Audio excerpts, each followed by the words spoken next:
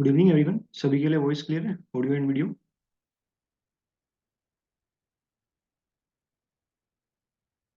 अच्छा, पहले एक बात ध्यान से सुनो। कल जिन लोगों को कल इक्विलिब्रियम समझ में नहीं आया ना, मेरे को अभी ध्यान आया, अपने ही चैनल पे इंजीनियरिंग मैकेनिक्स में जो लेक्चर ओपन है उसमें मैंने कराया हुआ है, वहां से आप देख सकते हो आराम से। ठीक है। अगर आपको कल इक्विलिब्रियम समझ में नहीं आया ना तो आप वहां से देख सकते हो, कंप्लीट किया हुआ है। क्लियर। पढ़ा हुआ है वो वीडियो, आप देख सकते हो वहां से। चलो, जो इंपॉर्टेंट पार्ट है उस पर आते हैं। मेरे ख्याल से कल लाइट चली गई थी ना शायद, स्ट्रेस डिस्कस कर रहे थे, कुछ लिखवाया तो नहीं था इसमें स्ट्रेस में। मैं दोबारा बता रहा हूँ, ध्यान से सुनना। 2 मिनट लगेंगे, इसको रिकैप करते हैं फटाफट से। ध्यान से देखो। Late us suppose first case में हमारा जो ऑब्जेक्ट है वो मूविंग कंडीशन में है। अगर वो मूविंग कंडीशन में है तो क्या आपने उसकी मूवमेंट पे कोई रिस्ट्रिक्शन लगाई? नहीं लगाई ना, मतलब वो फ्रीली मूव कर रहा है। अगर ऑब्जेक्ट फ्रीली मूव कर रहा है तो क्या कोई उसके अंदर रेजिस्टेंस आएगा किसी भी चीज के लिए? अगर मेरा ऑब्जेक्ट फ्रीली मूव कर रहा है तो किसी भी चीज के लिए कोई रिस्ट्रिक्शन आएगा? कोई रिस्ट्रिक्शन नहीं आएगा। सेकेंड केस में उसी ऑब्जेक्ट पे मैंने क्या किया, एक रिस्ट्रिक्शन लगा दिया। जैसे ही मैं इसकी मूवमेंट पे रिस्ट्रिक्शन लगाऊंगा, इस ऑब्जेक्ट के अंदर क्या डेवलप होगा? इस ऑब्जेक्ट के अंदर एक रेजिस्टेंस डेवलप होगा। अब वो रेजिस्टेंस क्यों आ रहा है उसको समझते हैं। जितने भी ऑब्जेक्ट्स हैं सारे के सारे किससे मिलकर बने हुए हैं? एटम एंड मॉलिक्यूल से मिलकर बने हुए हैं। जितने भी ऑब्जेक्ट्स हैं सबके सब किससे मिलकर बने हुए हैं? Atoms and molecules. मुझे एक बात बताओ, अगर दो मॉलिक्यूल्स अगर आपस में जुड़े हुए हैं due to force of attraction, अगर मैं इन मॉलिक्यूल्स पे एक एक्सटर्नल फोर्स लगाऊंगा तो क्या तुम इनको सेपरेट करने की कोशिश नहीं कर रहे हो मॉलिक्यूल्स को? है ना। तुमने बॉडी को फिक्स कर दिया, हमने फिंगर को फिक्स किया, और इसको अब एक्सटर्नल लोड से खींच रहे हो, तो फिंगर के अंदर जो भी मॉलिक्यूल्स होंगे वो आपस में सेपरेट होने की कोशिश करेंगे ना। और अगर सेपरेट होने की कोशिश करेंगे तो क्या डेवलप कर रहे हैं? एक रेजिस्टेंस डेवलप कर रहे हैं। इतनी बात समझ में आती है? अब ध्यान से सुनो। मैंने क्या किया, कल मैंने आपको ये बताया था कि अगर मैं सोम के अंदर कोई भी स्ट्रक्चर का डील, कोई भी मेंबर की बात करूंगा तो वो मेंबर किस कंडीशन में होगा?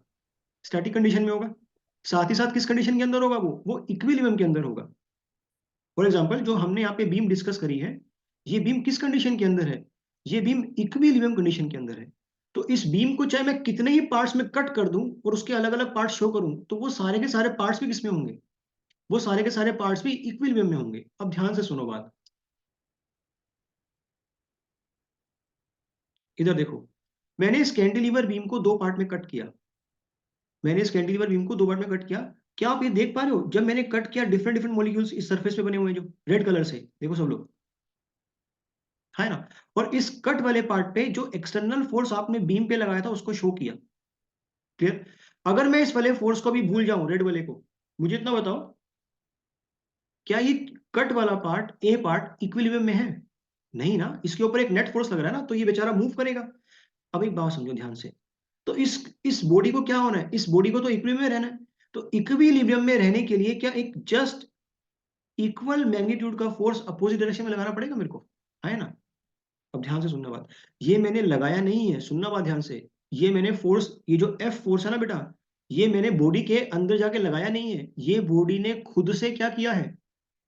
डेवलप किया है। क्यों डेवलप किया है? क्योंकि उनके मॉलिक्यूल्स को फोर्स लगा के आपने क्या किया, सेपरेट करने की कोशिश की। तो उन्होंने क्या जनरेट किया? उन्होंने एक रेजिस्टेंस को जनरेट किया। बॉडी को इक्विलिब्रियम में होने के लिए ये जो रेजिस्टेंस की वैल्यू जनरेट हुई है वो किसके बराबर निकल के आएगी? जो भी रेजिस्टेंस डेवलप हुआ बॉडी को इक्विलिब्रियम में रहने के लिए, ये रेजिस्टेंस किसके बराबर निकल के आएगा? जो आपने एक्सटर्नल फोर्स पी लगाया उसके बराबर निकल के आएगा। क्या आपको ये बात समझ में आई?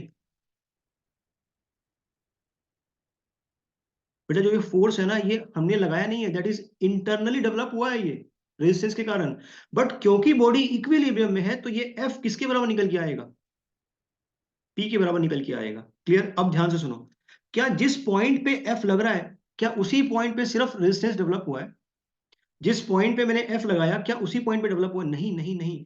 रेजिस्टेंस तो इसके पूरे सेक्शन पे, जितने भी सेक्शन पे पूरे मॉलिक्यूल्स हैं, उन सारे मॉलिक्यूल्स में क्या डेवलप हुआ है, लेकिन हमने क्या किया, उन सबको ऐड किया और सिंप्लिसिटी के लिए क्या बोल दिया, एक पॉइंट पे उसे शो किया है। तो जो ये रेजिस्टेंस डेवलप हुआ है ना एफ, ये किसी एक सिंगल पॉइंट पे डेवलप नहीं हुआ, ये पूरे सरफेस पे डेवलप हुआ है। अपनी एनालिसिस को सिंपल करने के लिए मैंने क्या किया, उसको पूरे रेजिस्टेंस को कंबाइन किया और इसे एक पॉइंट फॉर्म में दिखा दिया। क्या आपको समझ में आई बात? तो कहने का मतलब क्या हुआ, जो ये एफ आया निकल के, ये पूरे क्रॉस सेक्शन एरिया पे क्या है, डिस्ट्रीब्यूटेड है। और इसी इंटरनल रेजिस्टेंस को, इसी इंटरनल फोर्स को पर यूनिट एरिया क्या बोलते हैं? स्ट्रेस बोलते हैं। स्ट्रेस बोलते हैं। अब एक बात बताओ, हमने किस टाइप का लोड लगाया? ये एक एक्सियल लोड है या एक ट्रांसवर्स लोड है? ये एक एक्सियल लोड है। एक एक्सियल लोड है। जो इंटरनल फोर्स डेवलप हुआ वो भी किस नेचर का डेवलप हुआ? एक्सियल नेचर का। इस कंडीशन में ये axial force towards cross section है या away from the cross section है?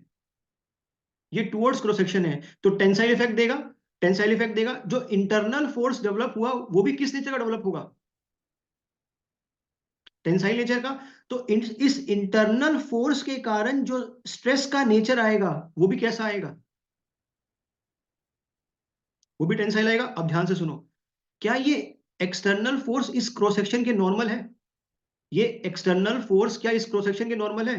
तो जो इंटरनल फोर्स डेवलप होगा वो भी क्रॉस सेक्शन के क्या होगा? नॉर्मल होगा। इस इंटरनल फोर्स के कारण जो स्ट्रेस डेवलप होगा वो भी क्रॉस सेक्शन के क्या होगा? वो भी नॉर्मल होगा। इन सारे स्ट्रेसेस को जो क्रॉस सेक्शन के नॉर्मल होते हैं क्या बोलेंगे इनको? Normal stress. और इसको रिप्रेजेंट कैसे करते हैं? सिग्मा से। सिग्मा से। क्या आपको ये बात समझ में आई? सिग्मा का मतलब क्या हुआ? Normal stress. और ये कैसे निकल के आया, आपको ये बात समझ में आई? अगर मैं सिग्मा के नीचे टी लिख दूं इसका मतलब क्या हुआ? स्ट्रेस का नेचर कैसा है? सिग्मा का मतलब नॉर्मल है, नेचर कैसा है? टेंसाइल। और अगर मैं सिग्मा के नीचे सी लिख दूं, सिग्मा मतलब नॉर्मल और सी मतलब कंप्रेसिव। क्लियर? क्या आपको इतनी बात समझ में आई सब लोग को? आप लोग का टाइम वेस्ट ना हो इसलिए मैं डायग्राम पहले से बना के लाया। देखो,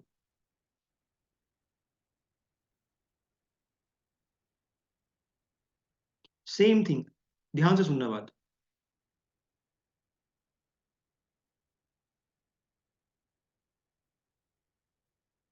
इधर देखो, वापिस से कैंटिलीवर है मेरे पास में। अभी कोई प्लीज नोट मत करो। वापिस से कैंटिलीवर है। ये क्या चीज है? This is the cross section of cantilever. ये बात मानते हो? है ना? अब ध्यान से देखो, मैंने इसे कट किया।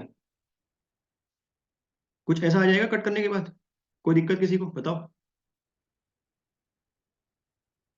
कोई बात नहीं। क्रॉस सेक्शन को कैसे दिखाया? ऑरेंज से दिखाया। कोई बात नहीं, ऑरेंज। ऑरेंज कर देंगे, उसमें क्या? No issues at all.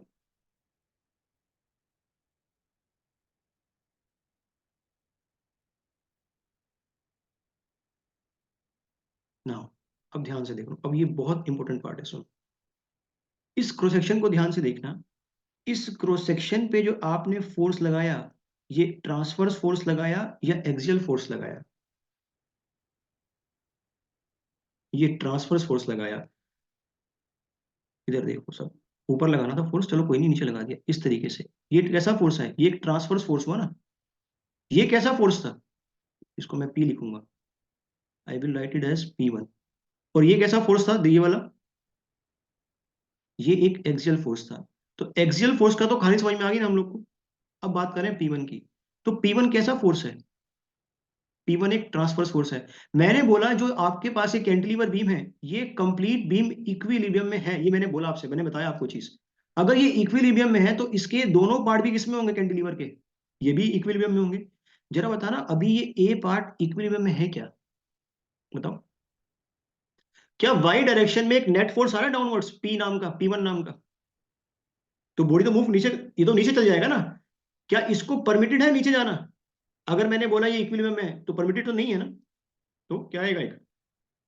जरा चेक करो, इस सरफेस के अलोंग क्या एक फोर्स डेवलप होगा, इंटरनल फोर्स F? क्या अब ये छोटा सा पार्ट इक्विलिब्रियम में है? बताओ। अब net force in Y direction कितना है? जीरो। जीरो। अब ध्यान से सुनो बात। जैसे आपने एक्सियल फोर्स लगाया था, क्या मॉलिक्यूल के अंदर कोई डिस्टरबेंस आया था? ऐसे ही जब आपने एक ट्रांसवर्स फोर्स अप्लाई किया, क्या मॉलिक्यूल के अंदर एक डिस्टरबेंस आएगा? और अगर उनके अंदर डिस्टरबेंस आएगा तो क्या जनरेट होगा? क्या जनरेट होगा? एक रेजिस्टेंस जनरेट होगा। रेजिस्टेंस जनरेट होगा। वो रेजिस्टेंस पूरे इस क्रॉस सेक्शन पे जनरेट होगा, ये बात मानते हो? तो मैंने क्या किया, सारे रेजिस्टेंस को कंबाइन किया और एक इंटरनल फोर्स की फॉर्म में आपको दिखा दिया, दिस इज F। अब ये बात बताओ मुझे, सुनो ध्यान से बात। आपने फोर्स का नेचर कैसा है? इस फोर्स का नेचर कैसा है? ट्रांसवर्स। ये क्रॉस सेक्शन से कितना एंगल बना रहा है? जो क्रॉस सेक्शन है से कितना एंगल? ये कंप्रेसिव कौन बोला? आमिर, ये कंप्रेसिव नहीं है बेटा। क्या मैंने कल आपको ये बताया नहीं था कि जो ट्रांसवर्स फोर्स है उनका कंप्रेशन और टेंशन से कोई लेना देना नहीं है? ये बात डिस्कस कर चुके हैं। जो ट्रांसवर्स फोर्स है उनका कंप्रेशन से और टेंशन से कोई लेना देना नहीं है। ये P1 फोर्स एक ट्रांसवर्स फोर्स है। ट्रांसवर्स फोर्स क्रॉस सेक्शन से कितना एंगल बनाता है? 0 डिग्री। ये जो ट्रांसवर्स फोर्स के कारण इंटरनल फोर्स डेवलप हुआ है, ये भी क्रॉस सेक्शन से कितना एंगल बना रहा है? 0 डिग्री। तो जो ये इंटरनल फोर्स डेवलप हुआ है, क्या ये भी पूरे इस एरिया पे डेवलप हुआ है, क्रॉस सेक्शन एरिया पे? तो इस वाले फोर्स के कारण, इस वाले ट्रांसवर्स फोर्स के कारण जो इंटरनल फोर्स डेवलप हुआ, वो क्रॉस सेक्शन से कितना एंगल बना रहा है? 0 डिग्री। तो अगर मैं यहां से स्ट्रेस लिखूं, अगर मैं यहां से स्ट्रेस लिखूं, क्या स्ट्रेस की डेफिनेशन चेंज हो जाएगी क्या? अगर लोडिंग कंडीशन चेंज करूं तो क्या स्ट्रेस की डेफिनेशन चेंज हो जाएगी? स्ट्रेस तो अभी भी क्या रहेगा? Internal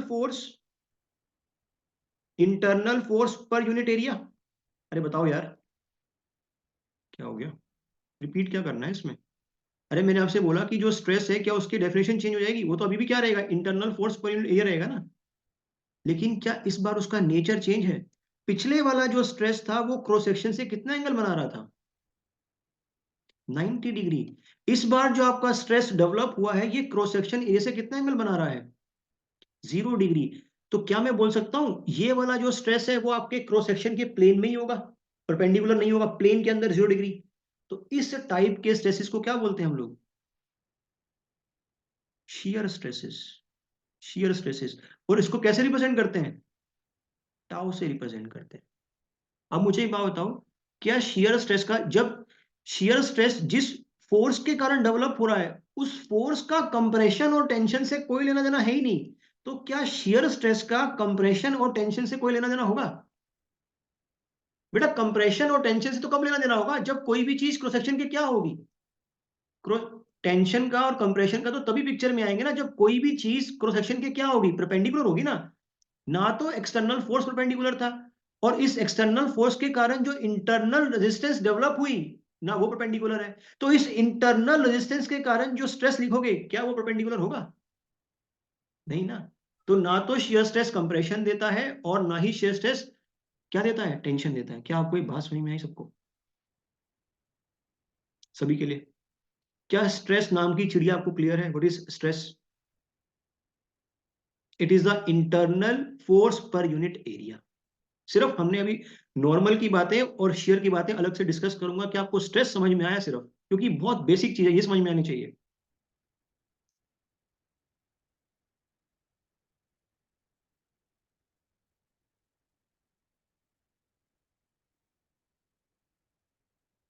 stress, the internal resistance offered by the body against against external forces, provided, provided के बाद मैं कुछ लिखना चाहता हूं, क्या लिखूं मेरे को बताओ? The internal resistance offered by the body against external forces provided, body किस कंडीशन में हो? बॉडी रेस्ट्रेन्ड हो। अगर बॉडी आपने रेस्ट्रेन नहीं करी तो एक्सटर्नल फोर्सेस के कारण कोई रेजिस्टेंस डेवलप होगा? अगर मैंने बॉडी को रेस्ट्रेन नहीं किया, फॉर एग्जांपल इसमें देखो, क्या मैंने इस केस में तो एक एक्सटर्नल फोर्स लगाया ना, यहां भी तो मैंने एक एक्सटर्नल फोर्स लगाया, बट क्या यहाँ पे कोई रेजिस्टेंस डेवलप हो रहा है? आराम से मूव कर रहा है बॉडी। और अगर रेजिस्टेंस डेवलप ही नहीं हो रहा तो काहे का स्ट्रेस? तो काहे का स्ट्रेस? क्या आपको बात समझ में आई?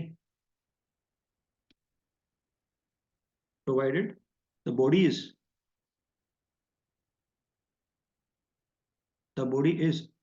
restrained, constrained against what? Against deformation.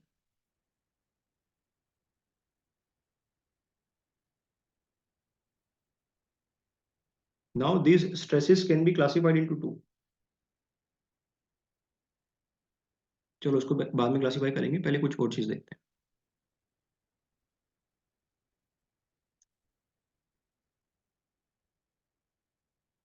इतनी बात सबको समझ में आई ना?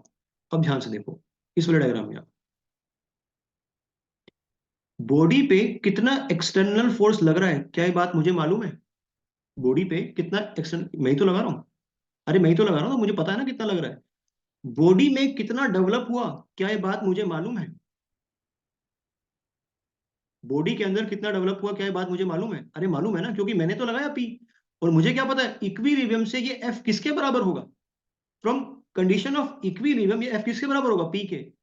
क्या मैंने इस एफ को मेजर किया या आपको बताया कि एफ पी के बराबर होगा? मुझे बताओ। मैंने बताया किस कंडीशन से?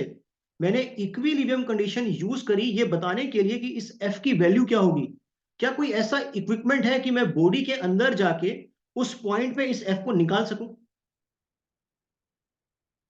क्या ऐसा पॉसिबल है कि मैं बॉडी के अंदर जाऊं और उस पॉइंट पे जाके इस एफ की वैल्यू निकाल सकूं? मैंने एफ को मेजर नहीं किया, मैंने एफ को कैलकुलेट किया। कैलकुलेट कैसे किया? With the help of equilibrium. Clear?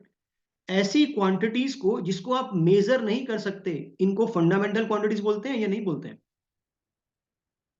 These quantities are not fundamental quantities. वो क्वांटिटीज जिनको आप मेजर नहीं कर सकते वो फंडामेंटल क्वांटिटीज नहीं हो सकती। For example length. क्या आप लेंथ को मेजर कर सकते हो? यस। क्या आप मास को मेजर कर सकते हो? तो ये सारी की सारी क्वांटिटीज कैसी हैं? फंडामेंटल है। क्या मैं इस इंटरनल फोर्स को मेजर कर सकता हूं? इस इंटरनल फोर्स के कारण आने वाले स्ट्रेस को क्या मैं मेजर कर सकता हूं? तो क्या स्ट्रेस एक फंडामेंटल क्वांटिटी है? नहीं। क्या मैं स्ट्रेस कैलकुलेट कर सकता हूं? Yes, I can calculate stress but I can not measure stress. Clear? तो मैं यहां पे पॉइंट लिखूंगा, stress is not a fundamental quantity. Stress is not a fundamental quantity.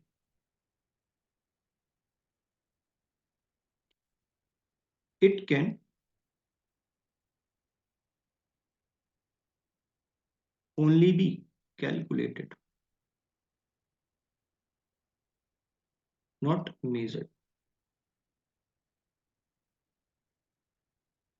Not measure. क्या आपको ये बात समझ में आई सभी को?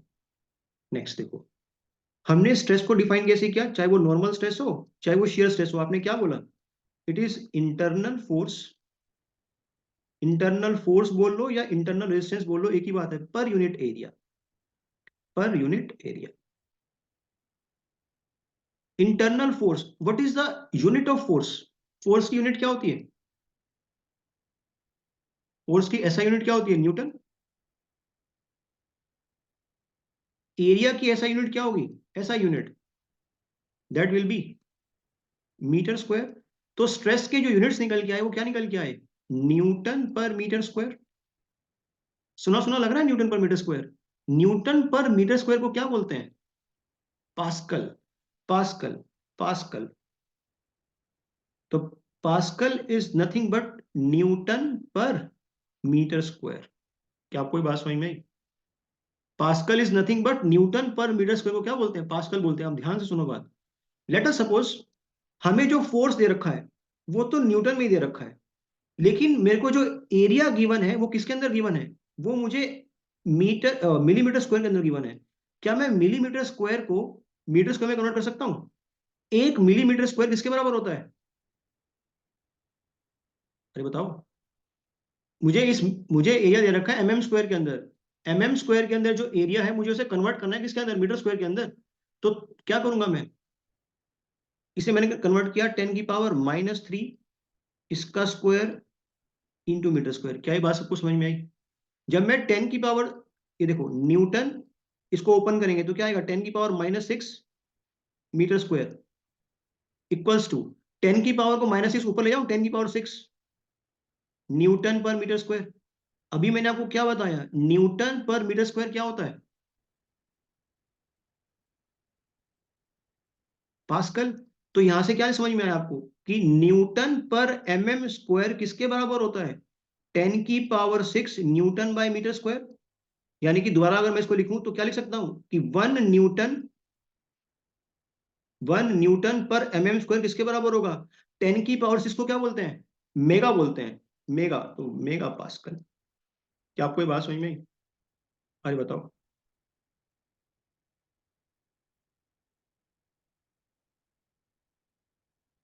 अब मेरा आपसे एक क्वेश्चन है। क्वेश्चन ये है कि 1 पास्कल बड़ा है या 1 न्यूटन पर एमएम स्क्वायर बड़ा है? किसकी वैल्यू ज्यादा बड़ी है? 1 पास्कल बड़ा है या 1 न्यूटन पर एमएम स्क्वायर बड़ा है? बताओ। अरे नमूनो, 1 न्यूटन पर एमएम स्क्वायर किसके बराबर है? 1 पास्कल बड़ा है। अरे आसपास। 1 न्यूटन पर एमएम स्क्वायर किसके बराबर है? Mega pascal. यानी कि 10⁶ पास्कल के बराबर है ना। तो बताओ, 1 पास्कल बड़ा है या 10⁶ पास्कल बड़ा है? 10⁶ पास्कल बड़ा है ना बेटा। नहीं, आज जो जितने भी लोग क्लास में, आपको ये बात समझ में नहीं आई कि कौन सा बड़ा है? दोबारा बताऊं? ये दोबारा बताऊं, रिपीट करूं क्या इसको? वरना मेरा पर्पस डिफीट हो जाएगा। क्या इसको रिपीट करूं?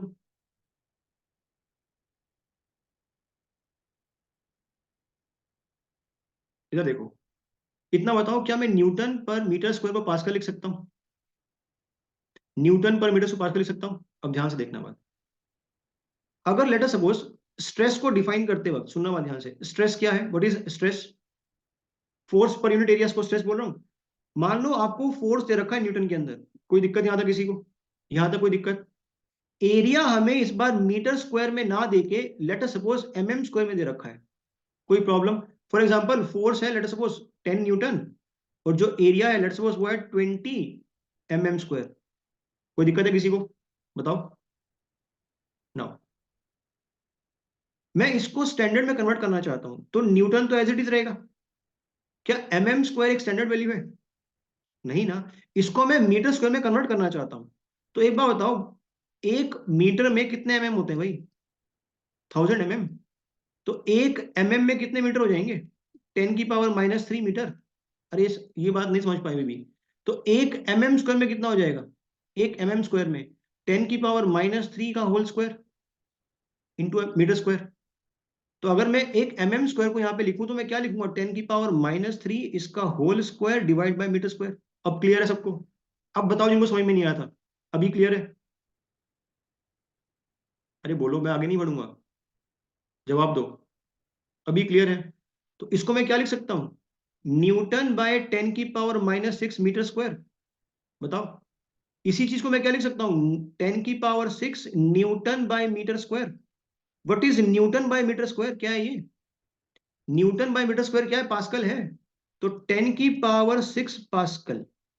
तो आपने क्या लिखा? आपने लिखा 1 न्यूटन पर मीटर स्क्वायर किसके बराबर निकल के आया? 10⁻6 पास्कल। और 10⁻6 को क्या बोलते हैं? मेगा बोलते हैं। 10⁻6 को क्या बोलते हैं? मेगा। तो इसको करते हैं रिप्रेजेंट एम से।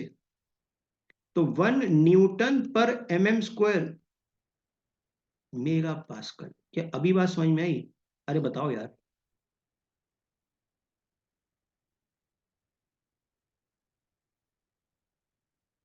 अभी भी समझ में नहीं आया? अभी आ गया समझ में? तो मैंने आपसे सवाल क्या पूछा था कि 1 पास्कल बड़ा है या 1 न्यूटन पर एमएम स्क्वायर बड़ा है? अब तो बता दो कौन बड़ा है।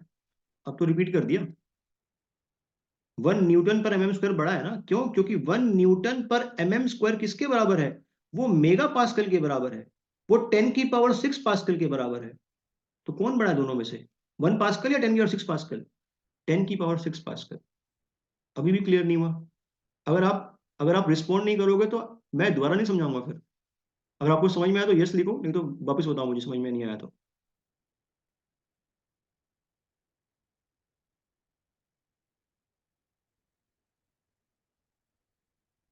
क्लियर है ना? इधर देखो सब लोग। और कभी कभी आपने एक यूनिट देखी है? कभी कभी सुनो ध्यान से बात, स्ट्रेस को, कभी कभी स्ट्रेस को केजीएफ बाय सेंटीमीटर स्क्वायर में लिखा होता है। कभी देखा हो ऐसा? ये स्टैंडर्ड यूनिट नहीं है, लेकिन लिखा होता है कभी कभी। सुनो बात ध्यान से, इसी इसका जो कंफ्यूजन है ये भी दूर कर देता हूँ। 1 kgf, 1 kgf किसके बराबर होता है? 9.81 न्यूटन के बराबर होता है। मैं रिपीट कर रहा हूं, 1 kgf, 1 किलोग्राम फोर्स, जिसको केजीएफ भी बोलते हैं, किसके बराबर है? वो 9.81 न्यूटन के बराबर है। क्लियर? 1 सेंटीमीटर लिख सकता हूं 10⁻⁻² मीटर। बताओ, तो 1 सेंटीमीटर स्क्वायर किसके बराबर हो जाएगा? 10⁻⁻², इसका स्क्वायर इंटू मीटर स्क्वायर। बताओ यार, समझ में आ रहा है कि नहीं? तो 1 kgf divide by centimetre square अगर मुझे लिखना हो, तो मैं केजीएफ को क्या लिख सकता हूं? 9.81 न्यूटन। बताओ, ऊपर बताया भी जस्ट जस्ट आपको। और सेंटीमीटर स्क्वायर को क्या लिख सकता हूं? मैं लिख सकता हूं सेंटीमीटर स्क्वायर को 10⁻⁻² whole square into metre square.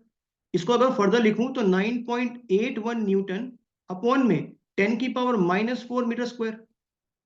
इसको अगर फर्दर लिखूं तो क्या लिख सकता हूं? 9.81, 10⁻⁴, नीचे तो ऊपर चला जाएगा प्लस, क्या बन गया? Newton per metre square. What is newton per metre square? What is newton per metre square? Again it is pascal. तो 1 kgf by centimetre square 9.81 into 10⁻⁴ pascal के बराबर आया। आई बात समझ में? 1 न्यूटन पर मीटर स्क्वायर किसके बराबर था? 10⁻⁶ पास्कल के बराबर था। तो आपसे अभी ये तो पूछ चुका है, अब ये पूछ लेगा कि बताओ कौन बड़ा है?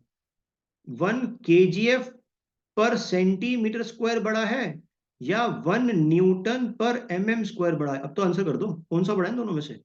विच क्वांटिटी इज बिगर? शर्म करो यार, केजीएफ बड़ा है। अभी तो मतलब, अभी तो ये इंजीनियर हैं। बस ये 10⁻⁶ बड़ा होगा या 9.10⁻⁴ बड़ा होगा? अरे नमूने, इसको अगर सॉल्व करेंगे तो क्या आएगा? ये 0.091 इंटू 10⁵ तो कौन सा क्वांटिटी बड़ी है? अरे ये बड़ा नहीं है क्या, बताना जरा। तुम तो बड़े छोटे में कंफ्यूज हो रहे हो यार। तुम, अरे नहीं समझ में आया, सभी लोग को नहीं समझ में आया ये। आ गया?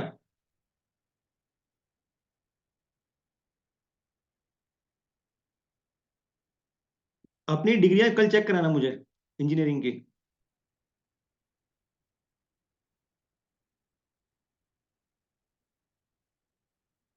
अरे क्लास में 3 लोग ही हैं क्या? बाकी को नहीं समझ में आ रहा?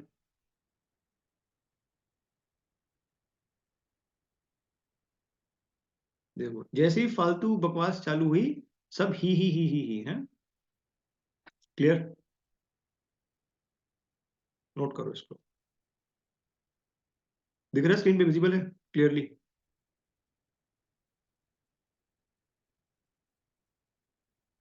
जिनके पास पुरानी पीडीएफ है प्लीज उससे मत पढ़ना। मैं पहले बता दे रहा हूँ, कुछ चीजें नई ऐड होंगी इस बार, नए क्वेश्चंस ऐड होंगे, नए कॉन्सेप्ट्स ऐड होंगे। क्यों ऐड क्यों होंगे? क्योंकि हमने मैकेनिक्स पढ़ लिया है। क्या इंटीग्रेशन से घबराते हैं हम लोग? अब नहीं घबराते सर। जहां भी कोई कांस्टेंट चीज नहीं है, सीधी सी बात है, वहां क्या करना है? डीएक्स लेके इंटीग्रेट करना पड़ेगा, एज सिंपल एज दैट।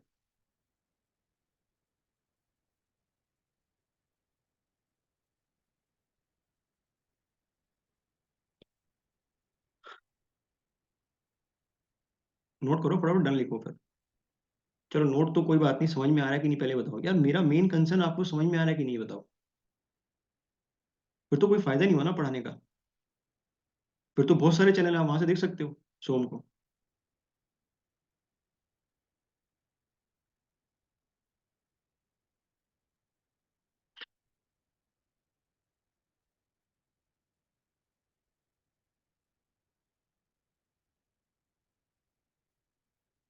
ओहो बासी, तुम देख तो लो पहले। तुम्हें लगा, पेपर में भी तुम्हें लगता है, मुझे लग रहा है। इतने अच्छे इंसान हो, sorry, I should take my words back. इतना अच्छा माइंड है, उसके बाद भी तुम ये काम कर रहे हो।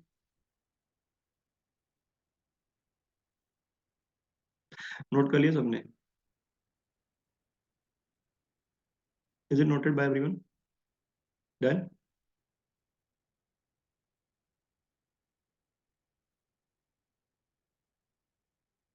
लिख लिया सबने? अरे बोल तो दो कुछ।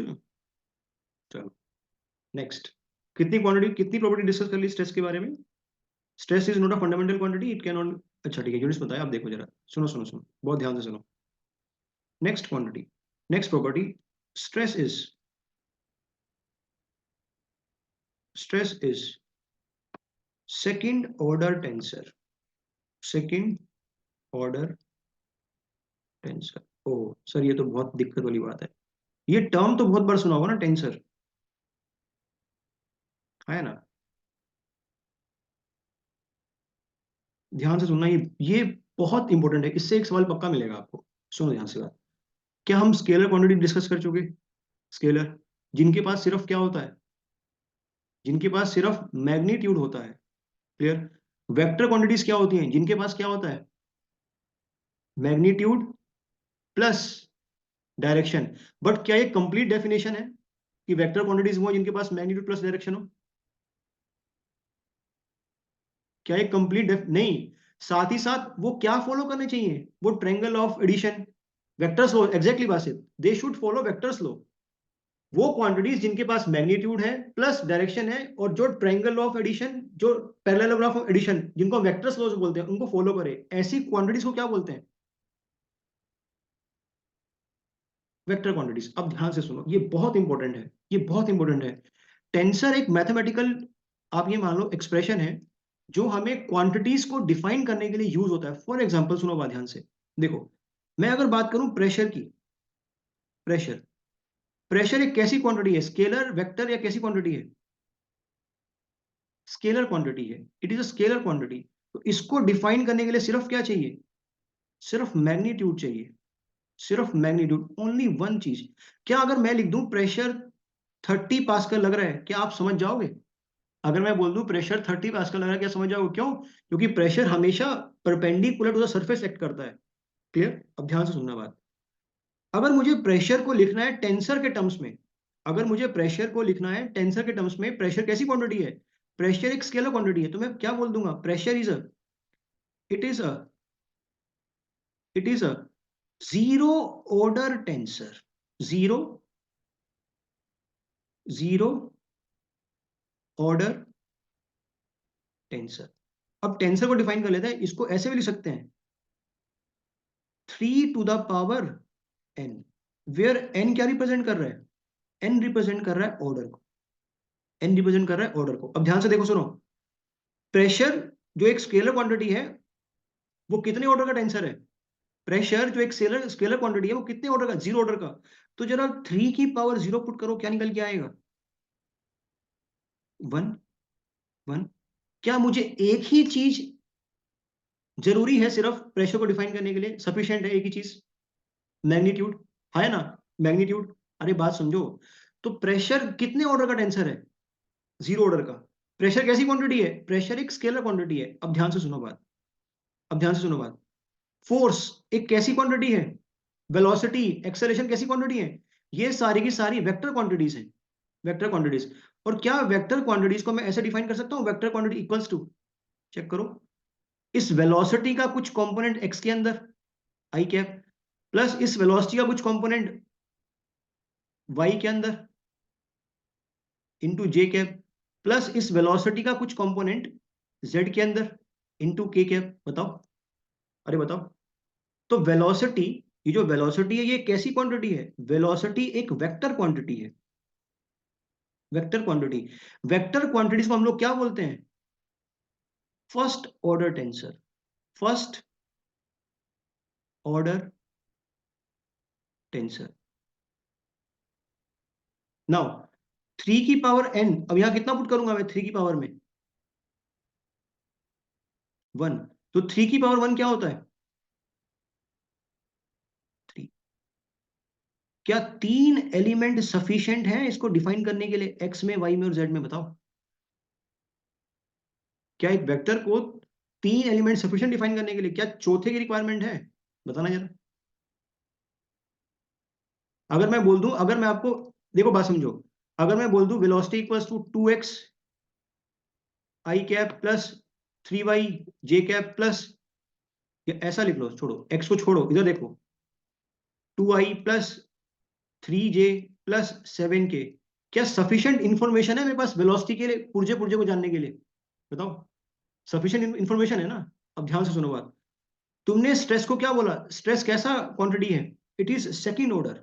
सेकंड ऑर्डर स्ट्रेस कैसा है? Second order. अगर स्ट्रेस सेकंड ऑर्डर है तो 3 की पावर में क्या पुट करूंगा? 3 की पावर में 2 पुट करूंगा तो क्या निकल के आएगा? 9। ये तो 5, 6 है भाई साहब। 3 की पावर 2 इनका 6 हो गया है।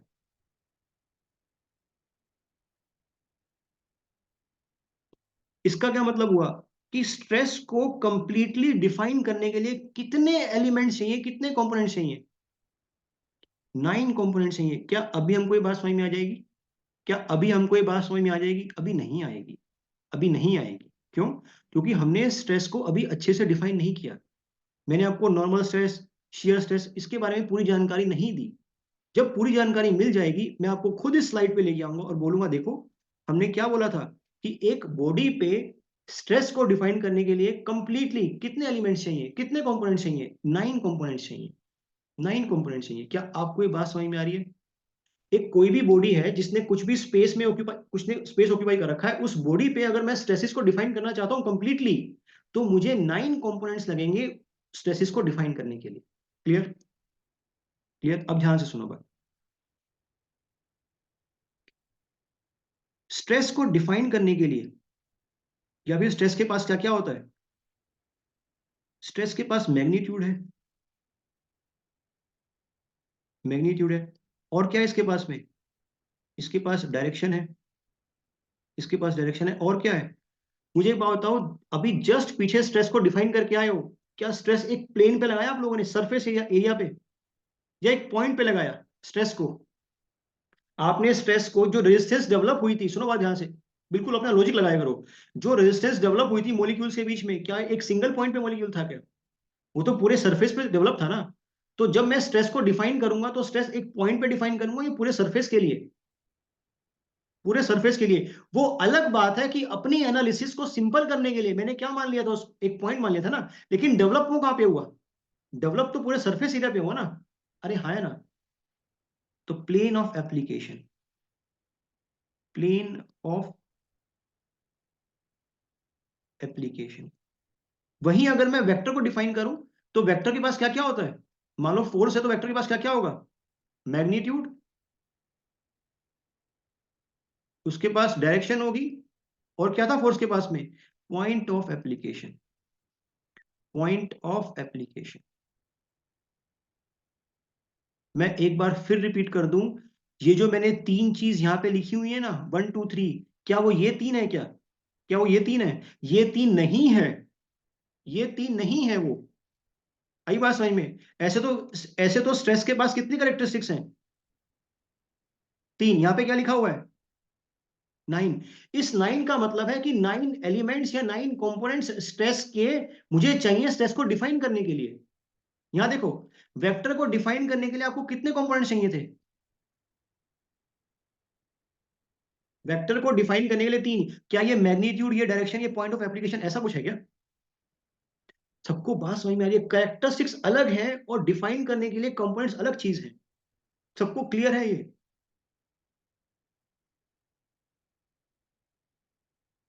अब हमें स्ट्रेस की पूरी जानकारी है क्या? एक बार वापस से रिकैप कर दूं। स्ट्रेस कैसे डेवलप होगा?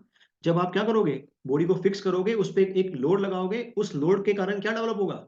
उस लोड के कारण एक रेजिस्टेंस डेवलप होगा। किसके अंदर? मॉलिक्यूल्स के अंदर। उस पूरे रेजिस्टेंस को जब मैं इफेक्टिवली निकाल दूंगा तो क्या स्ट्रेस आएगा वहां पे? स्ट्रेस आएगा। वो स्ट्रेस कैसा हो सकता है? वो stress perpendicular to the surface भी हो सकता है, और वो स्ट्रेस, बोलो, उस सरफेस के अलोंग भी हो सकता है। अगर सरफेस के अलोंग है तो कितना एंगल बना रहा है? 0 एंगल बना रहा है। उसका नाम क्या है स्ट्रेस का? शियर स्ट्रेस है। अगर सरफेस के परपेंडिकुलर है तो कितना एंगल बना रहा है? 90 डिग्री। नाम क्या है उसका? नॉर्मल स्ट्रेस है। सी, इतना ब्यूटीफुल कल डिस्कस करना, लेकिन क्या हो गया था, लाइट चली गई थी, है ना?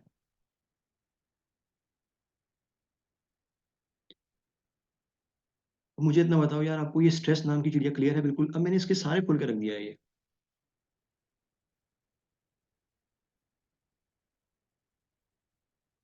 ये नोट कर लिया आप लोगों ने? Tensor is just a mathematical tool, nothing else, कि कितने कंपोनेंट्स कितने एलिमेंट्स रिक्वायर्ड हैं उस क्वांटिटी के डिफाइन होने के लिए। क्लियर?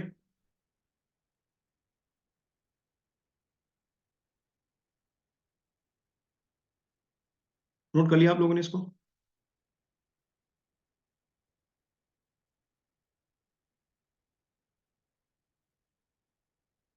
ये नोट कर लिया सबने? करो नाम से नोट, डन लिखना अगर नोट कर लिया तो।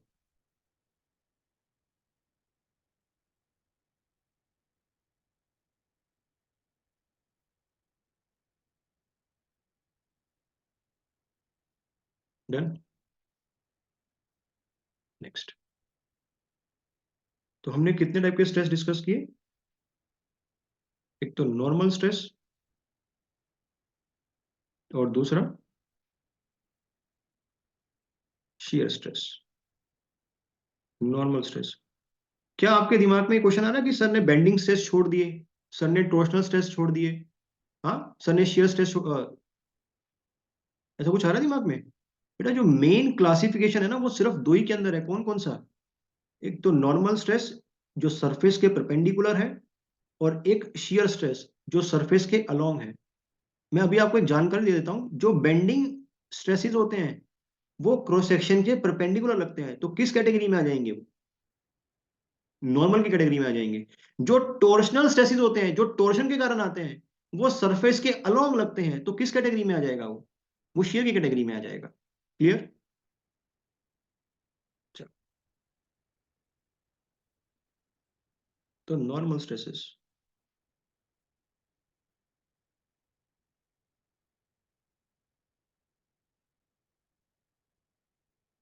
Normal stress. First point, the stress which act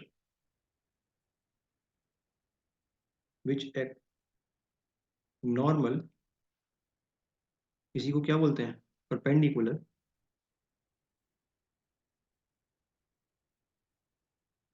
perpendicular to the cross sectional area,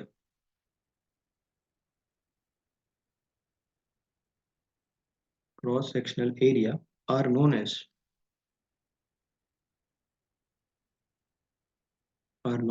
normal stresses, are known as normal stresses.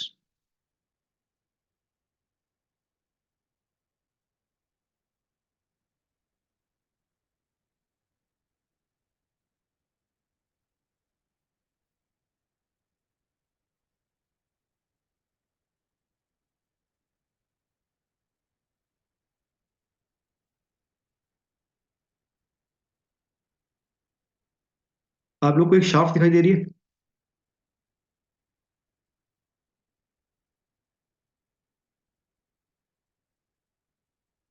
Wait, मैं सिर्फ ये डायग्राम बनाना भूल गया, कोई बात नहीं। क्लियर? इस शाफ्ट पे मैंने जो लोडिंग लगाई है वो किस एक्सिस के अलोंग है?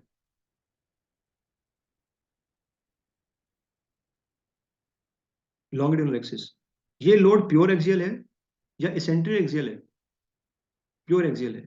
प्योर एक्सियल है। ये लोड, ये जो लोड लगाया ये क्रॉस सेक्शन से कितना एंगल बना रहा है? 90 डिग्री। तो इस लोड के कारण जो इंटरनल रेजिस्टेंस डेवलप होगा वो क्रॉस सेक्शन से कितना एंगल बनाएगा? 90 डिग्री। और उस इंटरनल रेजिस्टेंस का कितना मैग्नीट्यूड होगा? Internal resistance, that will B P. तो स्ट्रेस क्या हो जाएगा? स्ट्रेस क्या हो जाएगा? पी अपॉन में area. Area this cross section area. क्या अब किसी को कोई कंफ्यूजन है कि सर आपने पी क्यों लिख दिया? भाई जो भी इंटरनल रेजिस्टेंस आएगा उसका सेम मैग्नीट्यूड होगा ना इक्विलिब्रियम से। यहां लिख दो फ्रॉम इक्विलिब्रियम, फ्रॉम इक्विलिब्रियम। लेकिन ये किस टाइप का स्ट्रेस है? This is a normal stress. तो सिग्मा लिखेंगे, sigma equals to P by A. एक और चीज बताओ मेरे को, सिग्मा के सबस्क्रिप्ट में टेंशन लिखूं या कंप्रेशन लिखूं? जो स्ट्रेस डेवलप होगा वो टेंसाइल होगा या कंप्रेसिव होगा? ये लोडिंग कैसी आ रही है क्रॉस सेक्शन के? अवे जा रही है। लोडिंग क्रॉस सेक्शन की अवे जा रही है। इस लोडिंग के कारण जो इंटरनल लोडिंग डेवलप होगी वो भी कहाँ जाएगी? सेक्शन के अवे जाएगी। तो स्ट्रेस जो डेवलप होगा वो भी सेक्शन के क्या जाएगा? अवे जाएगा। तो क्या किस नेचर का निकल के आएगा? टेंसाइल नेचर का निकल के आएगा। क्या आपको ये बात समझ में आई?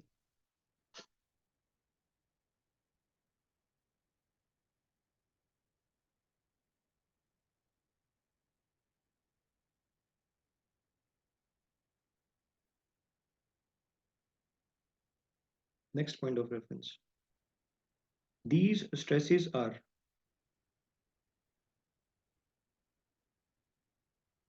represented by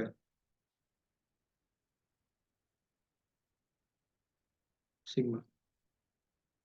These stresses can be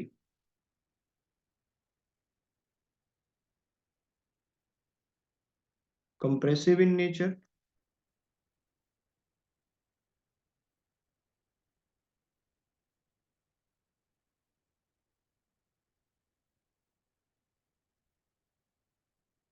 sigma c इसको बोलेंगे, and tensile in nature,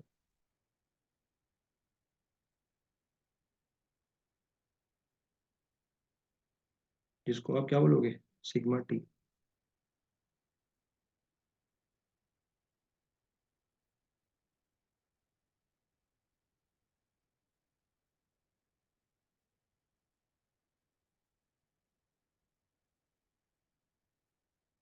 clear हुआ सबको?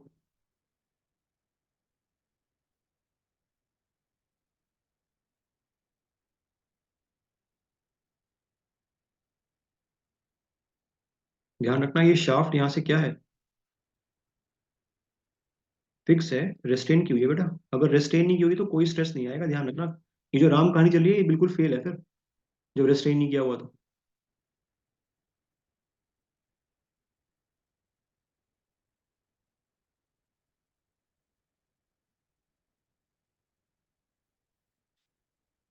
क्लियर सबको? सबको ही क्लियर है? आगे चलो थोड़ा सा और, थोड़ा सा कॉम्प्लिकेट करें चीजों को। अब ध्यान से देखो, मुझे इतना बताओ, अभी आपने जो ये लोडिंग लगाई पी, ये किस टाइप की लोडिंग है? कितने एक्सिस पे लग रही है? एक एक्सिस पे या दो एक्सिस पे? एक एक्सिस पे। अब ध्यान से सुनना, बात बहुत इंपॉर्टेंट है।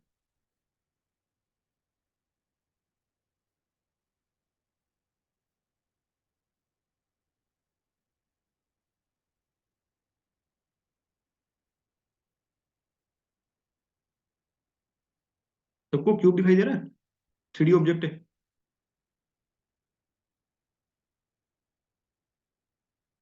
Just to save your time मैंने पहले से इसको बना लिया। ठीक है।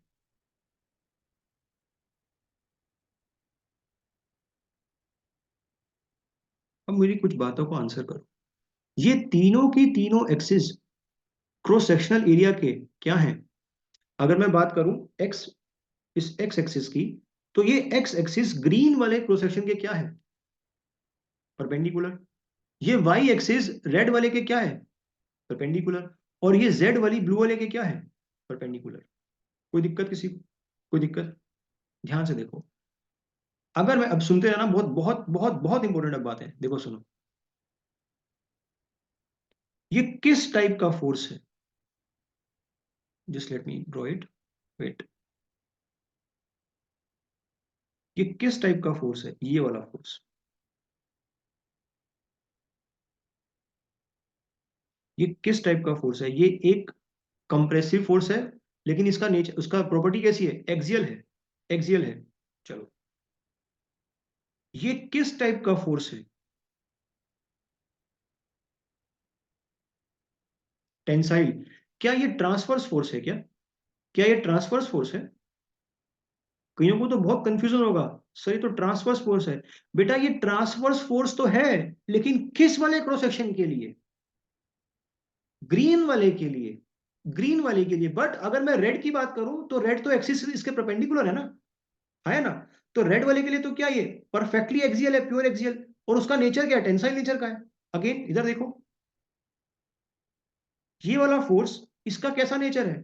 ये भी प्योर एक्सियल है और टेंसाइल इन नेचर है। सबको बात समझ में आई? Let us name this forces as, this is F1, this is F2 and this is F3। अरे नमूनों, बात समझ में आ रही है? मैं कुछ अच्छा बताना चाह रहा हूँ कि आपको बात समझ में आ रही है।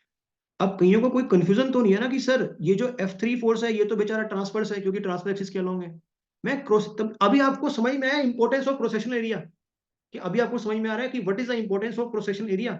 अरे अभी तो हमने बात की ना, इधर देखो, स्ट्रेस को जब तुम डिफाइन करोगे तो क्या लिखा हुआ है ये? प्लेन ऑफ एप्लीकेशन, है ना? तो मुझे एक प्लेन, अरे नहीं समझ पा रहे हो आप लोग, समझ में आ गई ना बात? इधर देखो, अब समझ, इधर देखो, इधर देखो। तो मुझे अगर सिग्मा एक्स लिखना है, सिग्मा एक्स, एक्स डायरेक्शन में मैं क्या लिखूंगा? What will be the value of sigma x?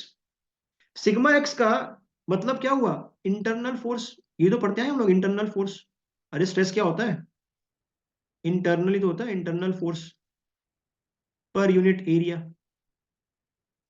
मुझे इतना बताओ, ये इंटरनल फोर्स एक्स डायरेक्शन में किसके बराबर होगा? इसका मैग्नीट्यूड, जो भी इंटरनल फोर्स आएगा, जो भी इंटरनल फोर्स आएगा एक्स के अंदर, उसका कितना मैग्नीट्यूड होगा?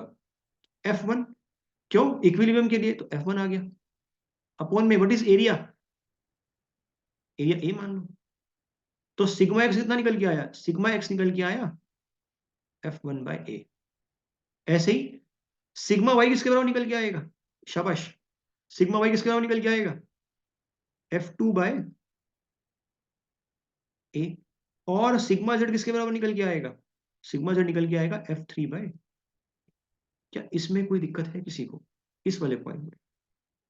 वो अलग बात है कि सिग्मा एक्स किस नेचर का है, कंप्रेसिव या tensile? Sigma x, sigma x compressive nature का है। सिग्मा वाई किस नेचर का है? सिग्मा वाई टेंसाइल नेचर का है। और सिग्मा जेड भी किस नेचर का है? टेंसाइल नेचर का है। क्या आपको ये बात समझ में आई? मुझे इतना बताओ। क्लियर है? तीनों डायरेक्शंस में आपने नॉर्मल स्ट्रेस कैसे डिफाइन किया?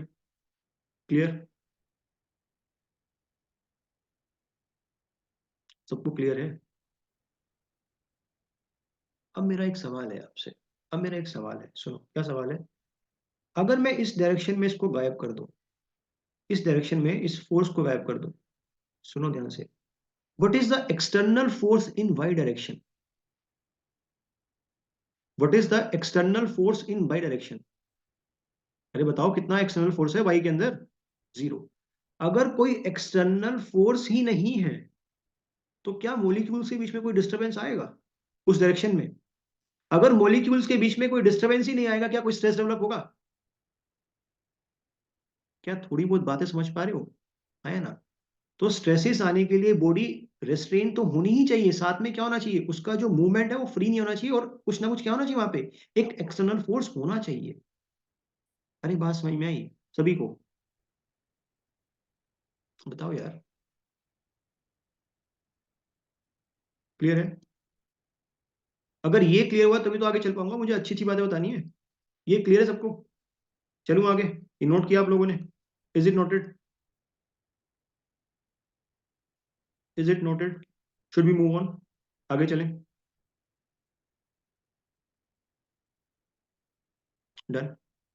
ध्यान से देखो, ध्यान से देखो। ये मेरी इस पे क्यों लिख रहे हो? अपनी कॉपी पे लिखो यार। एरिया, सुमित क्या बोल रहे हो यार? कैसे कैसे कैसे कैसे? जब मैं सिग्मा एक्स, सुनो ध्यान से बात, जब मैं सिग्मा एक्स को लिख रहा हूं, ये सिग्मा एक्स नीचे कौन सा एरिया है? ये फोर्स किस एरिया पे एक्ट कर रहा है? ये फोर्स किस एरिया पे एक्ट कर रहा है? Only this green area. अरे सिर्फ ग्रीन एरिया लूंगा ना, पूरे क्यूब का एरिया क्यों लूंगा? अरे ये जो फोर्स है ये किस एरिया के परपेंडिकुलर है? क्या ये ग्रीन के परपेंडिकुलर है? सुमित, क्या ये फोर्स ग्रीन के परपेंडिकुलर है? हाँ या ना? क्या ये फोर्स ग्रीन के परपेंडिकुलर है? क्या ये फोर्स ब्लू के परपेंडिकुलर है?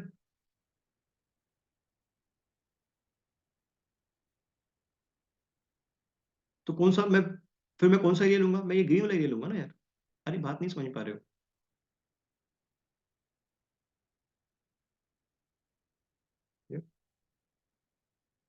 अब देखो ध्यान से,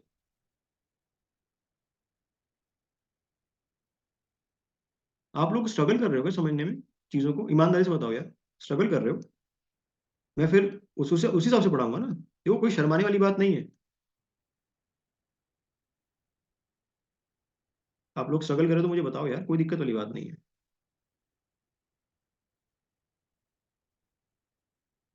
क्योंकि वो मेरे को हेल्प करेगा ना इंप्रूव करने में, कि हाँ सर आपका समझ में नहीं आ रहा है हमको, तो I will improve my self. चलो इधर देखो, तुम लोग इंप्रूव करो, मैं तो ठीक हूँ।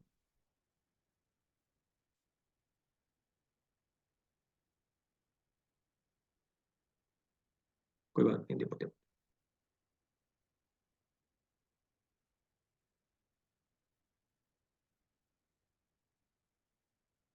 आप लोग को समझाने के लिए मुझे क्रॉस सेक्शन ये वो कलर करना पड़ेगा।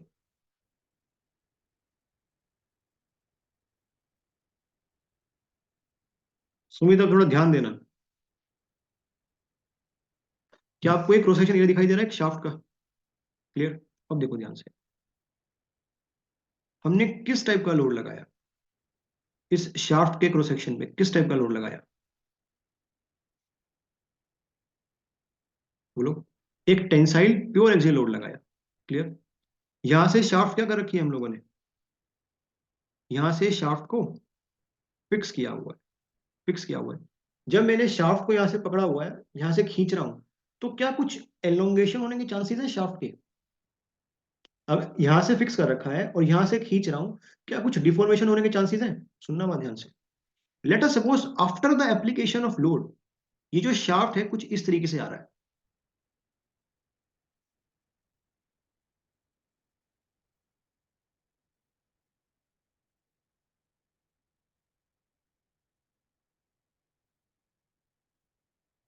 वेट वेट, आप लोग कोई दिक्कत होगी अगर डायग्राम गंदा बनेगा तो?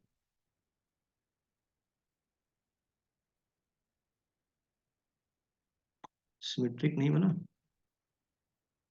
कोई बात नहीं, सिमेट्रिक बनाना पड़ेगा। वेट करो यार प्लीज, पेशेंस।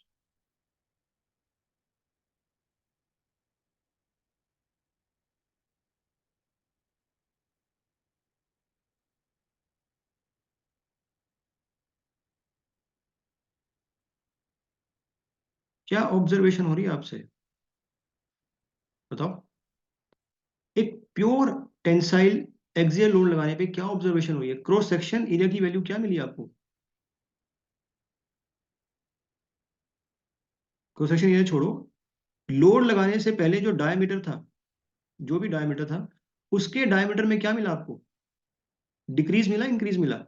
डायमीटर में इंक्रीज मिला, सॉरी डिक्रीज मिला, डी डैश। लेकिन लेंथ में क्या मिला अपने को? लेंथ में आपको इलोंगेशन देखने को मिला। लेट अस सपोज जो ओरिजिनल लेंथ थी दैट वाज एल नॉट, और जो फाइनल लेंथ थी दैट वाज एल। मुझे एक बात बताओ, जब, अच्छा ये बताओ, जो मैंने लोडिंग लगाई उसके कारण स्ट्रेस कैसा आएगा? क्या बोल सकता हूँ? नॉर्मल टेंसाइल स्ट्रेस आएगा। इस पी लोड के कारण जो नेचर ऑफ स्ट्रेस आएगा, क्या बोल सकता हूँ? नॉर्मल टेंसाइल स्ट्रेस आएगा। लोड लगाने के बाद, स्ट्रेसेस जनरेट होने के बाद, नॉर्मल टेंसाइल स्ट्रेस आने के बाद, क्या सर्कुलर शेप में कोई डिफॉर्मेशन आया? क्या शेप में कोई चेंज आया? लोड लगाने से पहले भी कैसा सेक्शन था? लोड लगाने से पहले भी सेक्शन कैसा था? सर्कुलर। लोड लगाने के बाद भी जो क्रॉस सेक्शन है वो कैसा है? सर्कुलर। लेकिन लेकिन लोड लगाने से पहले जो लेंथ थी, क्या वही लेंथ लोड लगाने के बाद भी है क्या? नहीं। तो यहां से ब्यूटीफुल कंक्लूजन क्या निकल के आएगा? जब भी नॉर्मल टेंसाइल छोड़ो, नॉर्मल स्ट्रेसिस की बात करेंगे, जब भी नॉर्मल स्ट्रेसिस आएंगे, तो शेप में चेंज देखने को मिलेगा या डायमेंशन में चेंज देखने को मिलेगा? डायमेंशन में।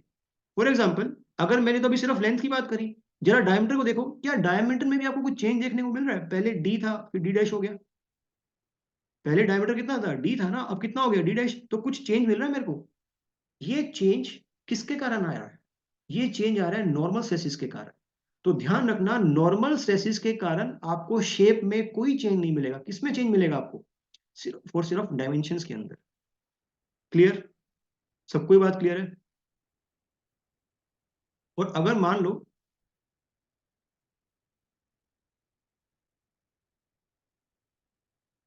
इधर देखो, कोई बात नहीं,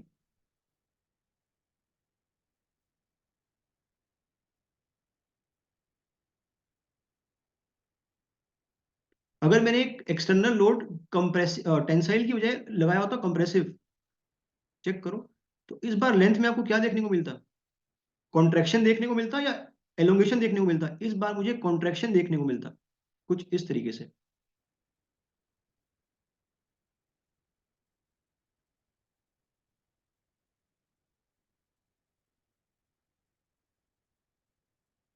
कोई बात नहीं, वेट करो यार।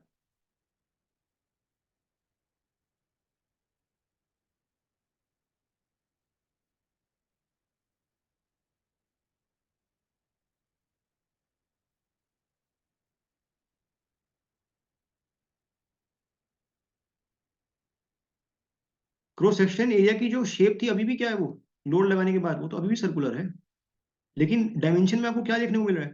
पहले length let suppose L not थी, अब कितनी होगी लेंथ? एल एफ कम होगी पहले से। पहले लेट सपोज जो डायमीटर था दैट वाज डी नॉट, अभी जो डायमीटर है वो कितना हो गया है? ये complete diameter that is D F, that is D F. क्या आपको ये बात समझ में आई? बताओ। तो क्या मैं एक स्टेटमेंट लिख सकता हूँ कि जो नॉर्मल स्ट्रेसेस हैं they will cause change in dimension, but they will not cause any kind of change in the shape of the body? So इसमें कौन सा स्ट्रेस डेवलप होगा? Normal compressive stress. अरे नॉर्मल कंप्रेसिव स्ट्रेस क्यों develop होगा, ये बात समझ में आई ना, क्योंकि उसका जो एक्सटर्नल लोड है किस नेचर का है? वो कंप्रेसिव नेचर का। तो इंटरनल रेजिस्टेंस कैसी डेवलप होगी? कंप्रेसिव नेचर की। तो नॉर्मल स्ट्रेस जो डेवलप होगा वो भी किस नेचर का डेवलप होगा? कंप्रेसिव नेचर का। तो नॉर्मल स्ट्रेसेस, तो नॉर्मल स्ट्रेसेस, या फिर मैं यहाँ पे लोड्स भी लिख दूं ना तो कोई दिक्कत वाली, कोई परेशान मत हो जाना, क्योंकि लोड से ही कौन डेवलप हुआ है?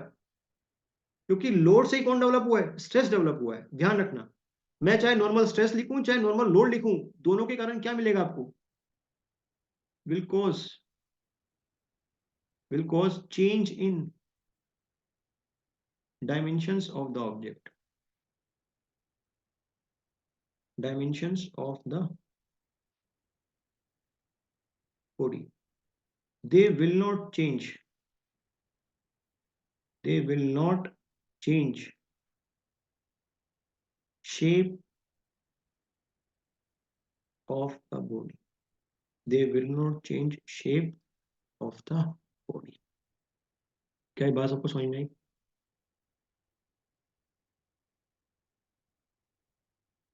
सबके लिए बात क्लियर है? अभी खत्म नहीं हुआ नॉर्मल स्ट्रेस, अभी तो बहुत बातें बतानी है।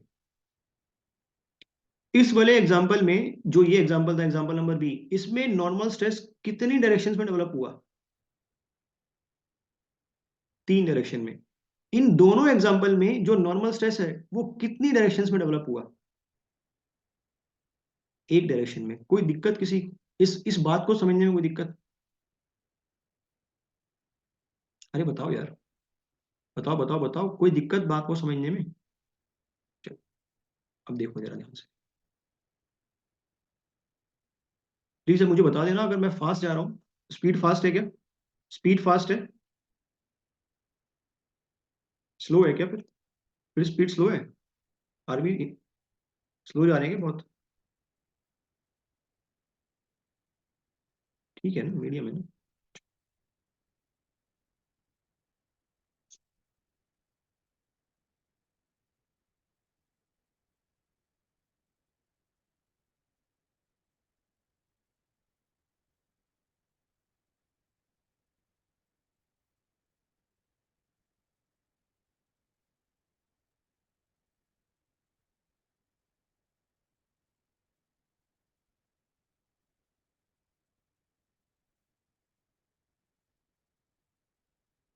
अब बहुत इंपॉर्टेंट चीज है, देखो ध्यान से सुनो।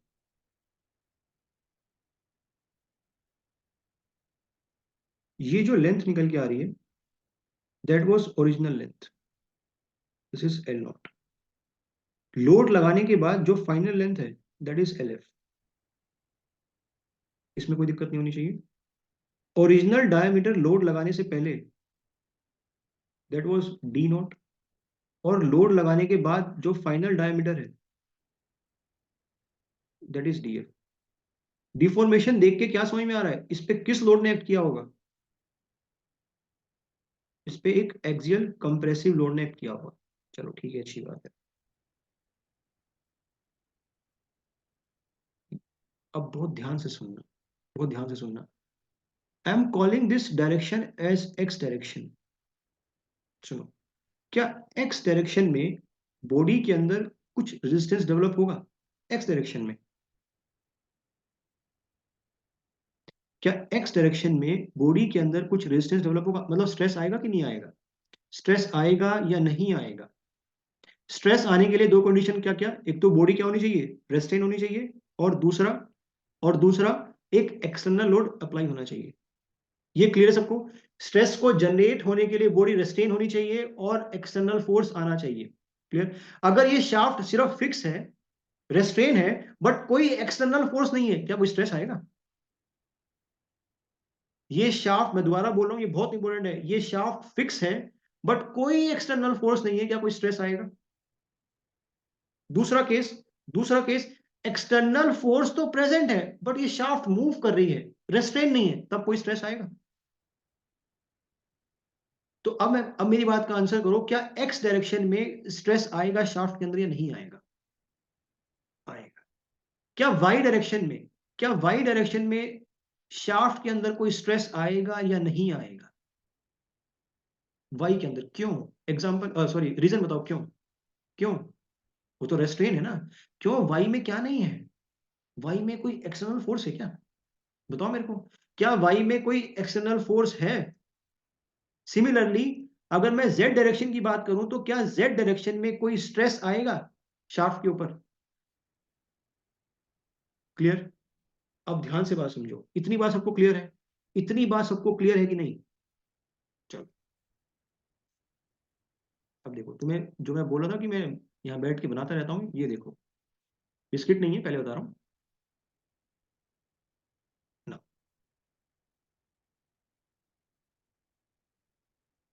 ये कौन सी एक्सिस है इस पर्टिकुलर बीम की? दिस इज लॉन्गिट्यूडनल एक्सिस, इसको मैं एक्स बोल रहा हूँ। क्लियर? अरे सही नहीं बनी, पैरेलल होनी चाहिए, कोई बात नहीं, कोई बात, will take our time, but it's very important. बन जा भाई।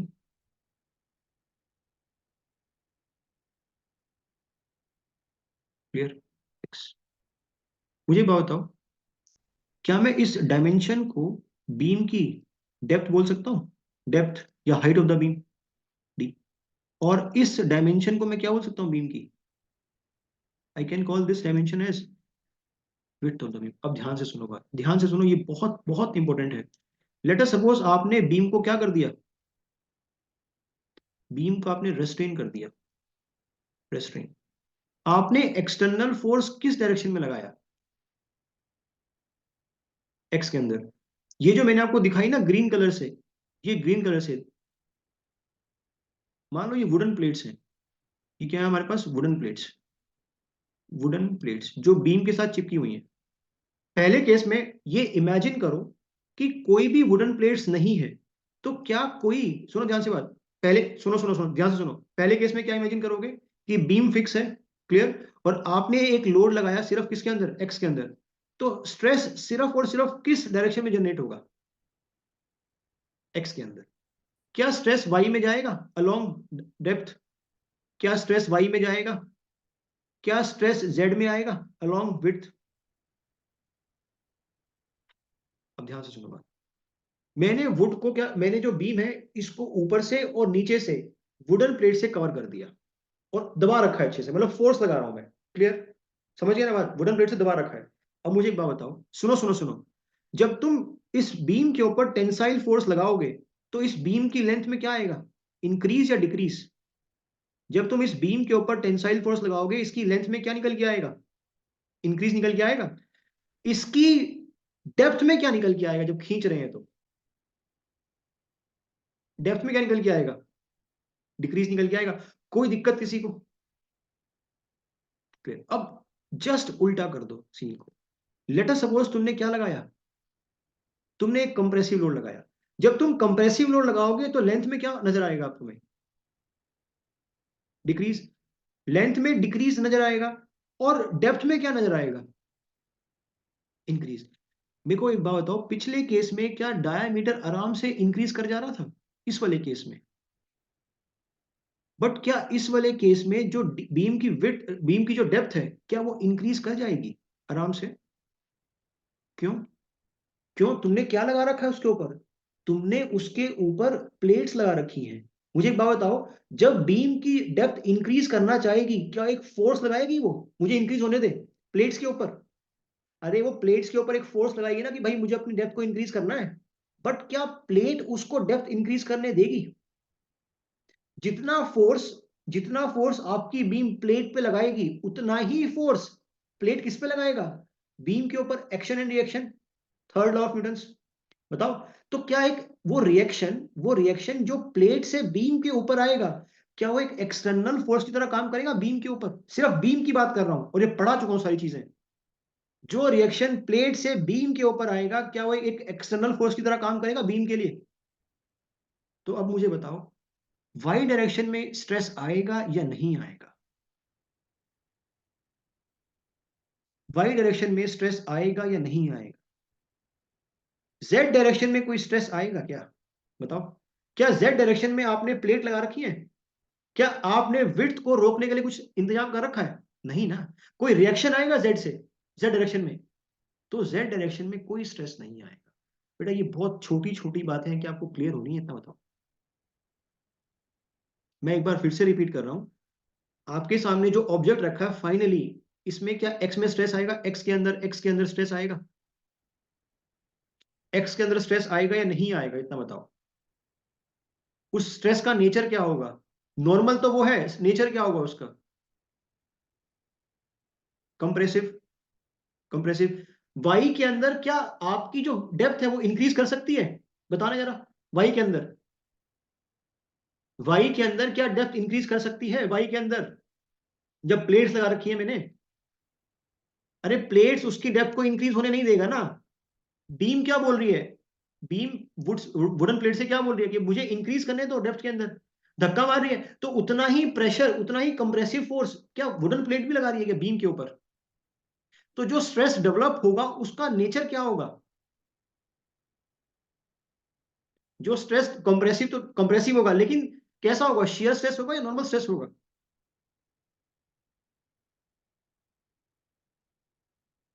हाँ तो डेप्थ डिक्रीज, डेप्थ डिक्रीज। नहीं नहीं, उसको उसको छोड़ दो, अभी उसको छोड़ दो। उसको छोड़ दो, आपने फिक्स कर रखी है बेटा, जो प्लेट्स हैं उसको फिक्स कर रखा है। अरे मैं कंफ्यूज हो गए। बेटा बात समझो ध्यान से, अभी सुनो बात ध्यान से। अगर आपने कोई भी फोर्स नहीं लगाया, इधर सब लोग इधर ध्यान से सुनो। आपके सामने जो अरेंजमेंट है, कोई भी फोर्स नहीं है। अगर कोई भी फोर्स नहीं है, क्या एक्स में कोई स्ट्रेस आएगा? क्या एक्स में कोई स्ट्रेस आएगा? जब कोई फोर्स नहीं है तो एक्स में कोई स्ट्रेस आएगा? अगर एक्स में कोई स्ट्रेस नहीं आएगा, तो क्या डेप्थ में इंक्रीज या डिक्रीज की कोई टेंडेंसी है? जब मैं कोई फोर्स नहीं लगा रहा, जब जब डेप्थ में इंक्रीज और डिक्रीज की कोई टेंडेंसी नहीं है, तो क्या कोई फोर्स बीम वुड पे, वुडन प्लेट पे, या फिर वुडन प्लेट बीम पे लगाएगी कोई भी फोर्स? तो कोई स्ट्रेस आएगा क्या? कोई स्ट्रेस आएगा क्या? नहीं। अब देखो आमिर सुनो, जब मैं कंप्रेसिव स्ट्रेस लगाऊंगा तो टेंडेंसी है ना कि जब लेंथ में डिक्रीज आएगा, तो जो डेप्थ है उसमें इंक्रीज होगा। तभी तो है ना टेंडेंसी है। और जब डेप्थ में इंक्रीज आ रहा है, तो क्योंकि आपने वहां पे प्लेट्स लगा रखी है, तो वो प्लेट्स उसकी डेप्थ को इंक्रीज करने देंगी क्या? नहीं ना। नहीं बात समझ पा रहे हो यार? नहीं आ रही बात समझ में? क्या समझ में नहीं आया इसमें आमिर को? बाकी लोग को भी समझ में नहीं आया? एक्शन एंड रिएक्शन समझ में नहीं आया होगा, क्योंकि मैकेनिक्स में तो चैंपियन हो आप लोग। जब मैं बोलता हूँ मैकेनिक्स कर लो, तब तो आती है आप लोग को मैकेनिक्स।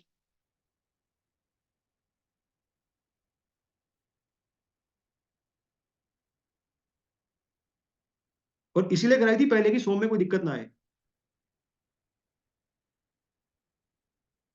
दोबारा सुनो बात ध्यान से।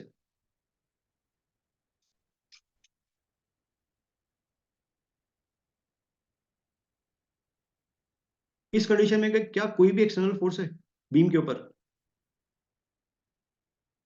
अब जवाब दोगे वरना मैं आगे चलूंगा सीधे। आसमा, बासित एंड फला, आप रिप्लाई नहीं करोगे, बाकी जो क्लास में बैठे वो सब रिप्लाई करेंगे। मुझे बताओ क्या ये बीम की विड्थ है? है ना? ये बीम की डेप्थ है, और ये बीम की क्या है? This is length of the beam. Clear? क्या मैंने इस बीम के ऊपर कोई भी फोर्स लगाया एक्सटर्नल? भले ही बीम रेस्टेन कर रखी है, मैंने यहां से फिक्स कर रखी है, कोई फोर्स लगाया? जब कोई फोर्स ही नहीं लगाया तो क्या कोई स्ट्रेस डेवलप होगा किसी भी डायरेक्शन में? कोई भी स्ट्रेस डेवलप होगा? नहीं। ये बीम की कौन सी एक्सिस है? Which axis is this? Longitudinal axis. इस लॉन्गिट्यूडनल एक्सिस पे लेट अस सपोज हमने एक कंप्रेसिव फोर्स लगाया।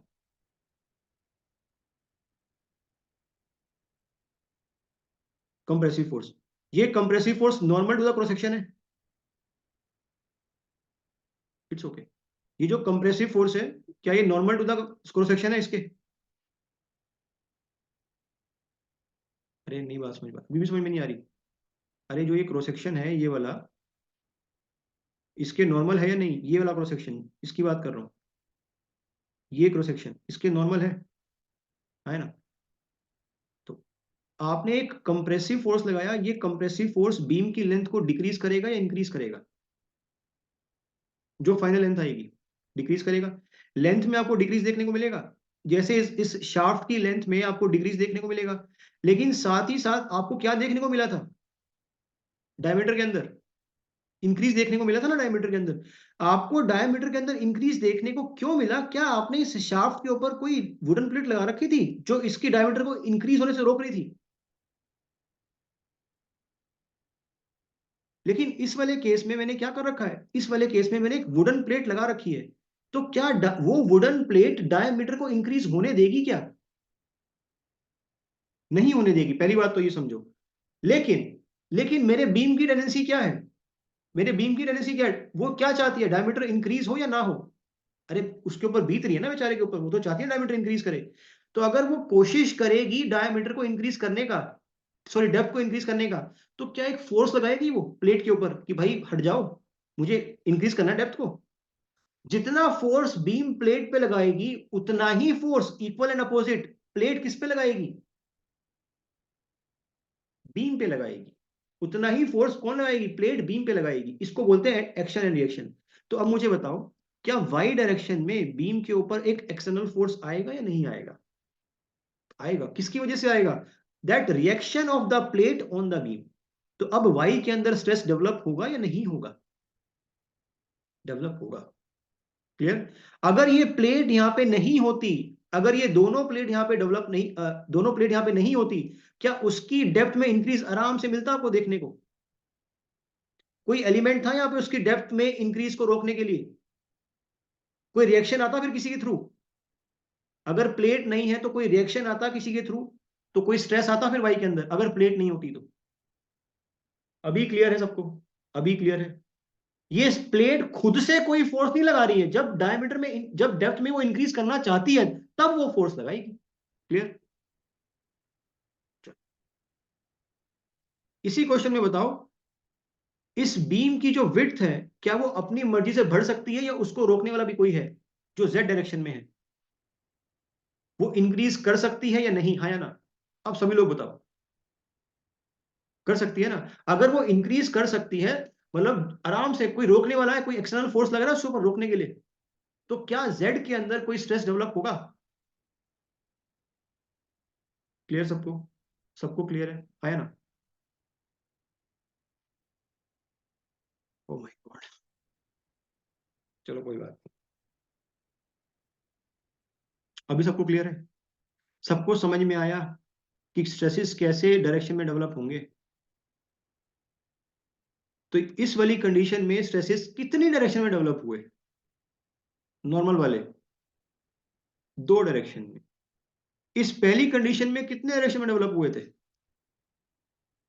एक में। इसमें कितने में डेवलप हुए थे, वो जो हमारा वो क्यूब कहां गया? इसमें तीन में। क्या आपको बेटा समझ में आया कि स्ट्रेसेस कितनी ही डायरेक्शन में डेवलप हो सकते हैं, एक चाहे दो चाहे तीन? क्लियर? क्लियर? ये जो मैंने आपके सामने क्यूब बनाया, ये जो क्यूब बनाया, ये 3D बॉडी है या 2D बॉडी है?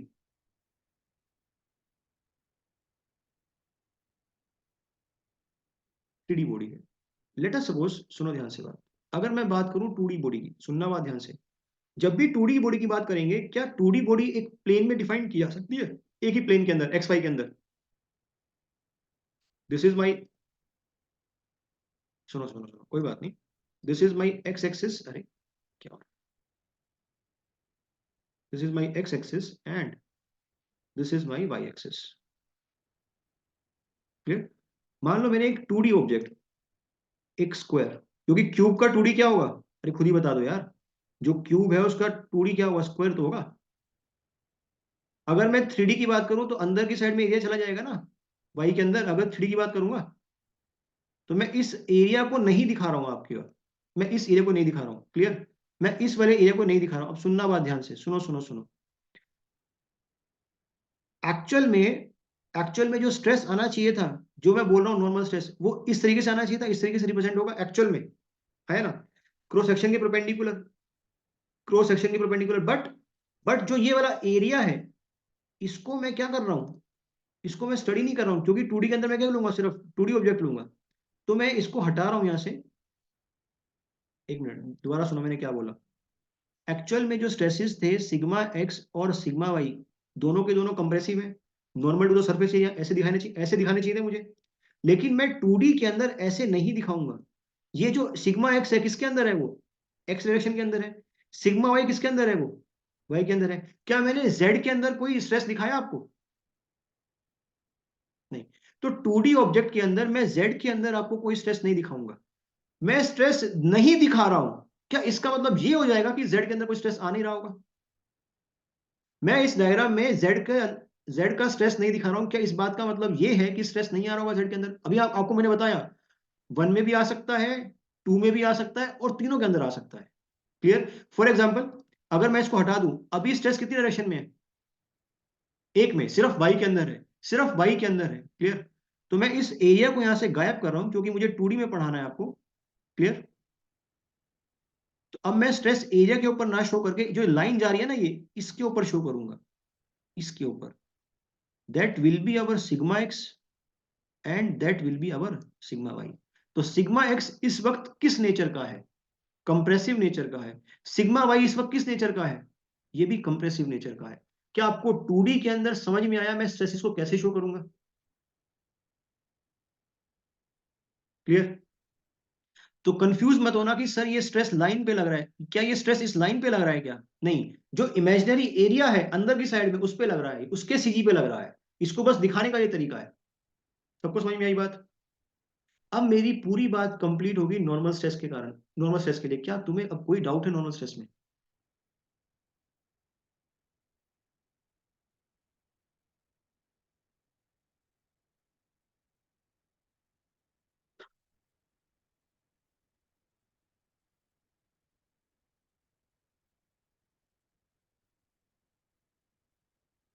समझ में आया सही तरीके से नॉर्मल स्ट्रेस?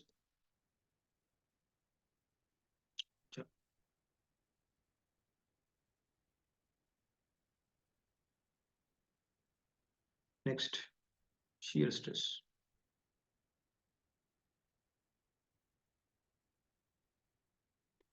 शियर स्ट्रेसेस किस टाइप के लोड के कारण आ रहे थे? शियर स्ट्रेसेस किस टाइप के लोड के कारण आ रहे थे? Transverse load. Transverse load cross sectional area से कितना एंगल बनाता है? जीरो। तो इंटरनल फोर्स जो उस ट्रांसवर्स फोर्स के कारण डेवलप होगा, वो भी क्रॉस सेक्शन से कितना एंगल बनाएगा? जीरो। अगर इंटरनल फोर्स जीरो एंगल बना रहा है, तो ये जो स्ट्रेस उस इंटरनल फोर्स के कारण आएगा, वो भी कितना एंगल बनाएगा? जीरो। तो शियर स्ट्रेस क्रॉस सेक्शन से कितना एंगल बनाएगा? 0 डिग्री। कोई दिक्कत यहां पे किसी को इसमें? These are the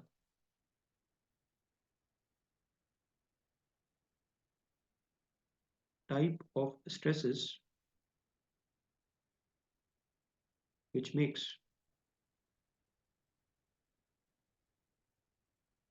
0 degree angle with the cross section, with the cross sectional area.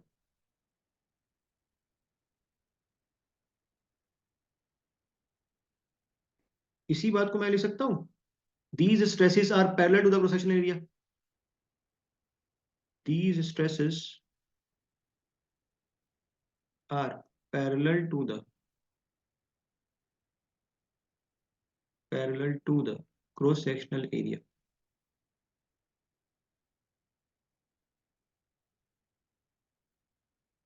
इसी बात को लिखने का क्या तरीका, these are along, these stresses are along cross sectional area, cross sectional area. Next point of reference, इनको आपने कैसे रिप्रेजेंट किया था, these are represented by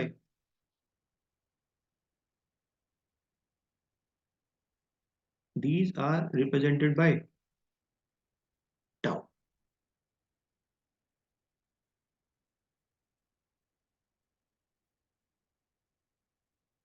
इधर देखो सब लोग इधर देखो,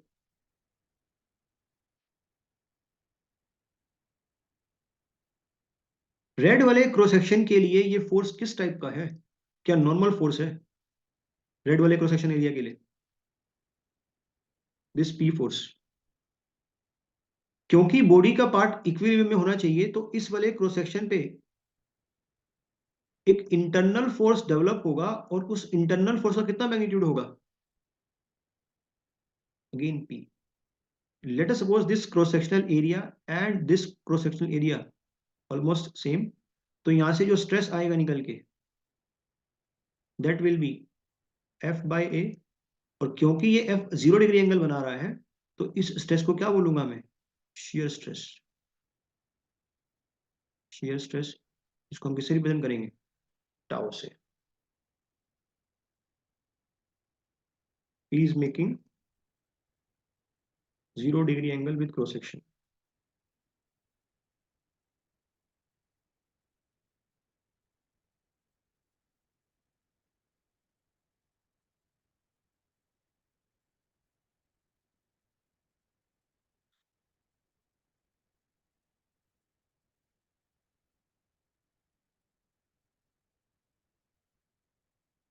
अब मुझे एक बात बताओ, सुनना बहुत ध्यान से सुनना, ये जो मैंने एक्सटर्नल फोर्स लगाया, वो एक पर्टिकुलर क्रॉस सेक्शन के लिए कितने एक्सिस पे लगाया, एक ट्रांसवर्स एक्सिस पे या दो पे, एक, क्या दो पे भी हो सकता है, क्या ये दो पे भी हो सकता है, इस तरीके से कुछ चेक करो, इसी क्रॉस सेक्शन एरिया सेम रखना, इसी क्रॉस सेक्शन एरिया पे अगर मैं इस तरीके से दिखाऊं, क्या अभी भी ये एक्सटर्नल फोर्स इसके पैरेलल है,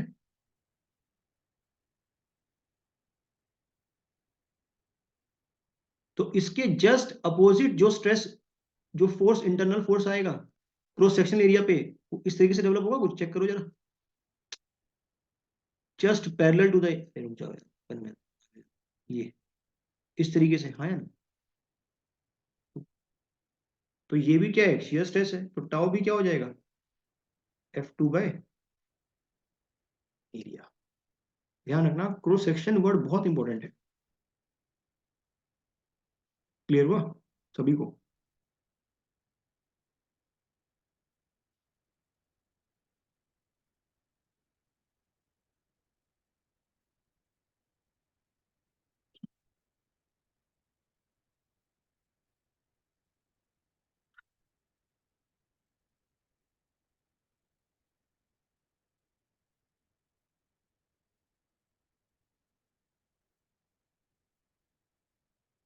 नोट कर लिया सबने, सबने नोट कर लिया, अब ध्यान से चुपचाप बैठ के सुनना, बहुत इंपॉर्टेंट है. देखो, आज मैं होमवर्क करके आया हूँ ना बेटा, क्यों, सही कह रहा हूँ ना मैं, तुम लोग तो करते ही नहीं हो रिवाइज.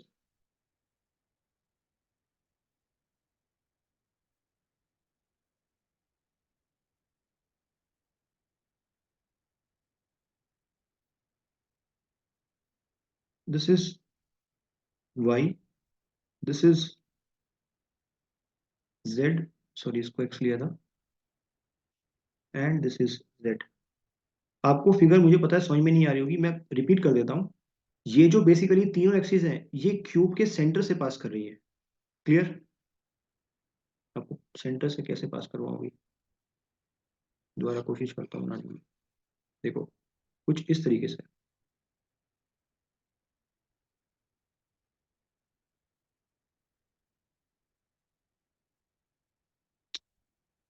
वेट,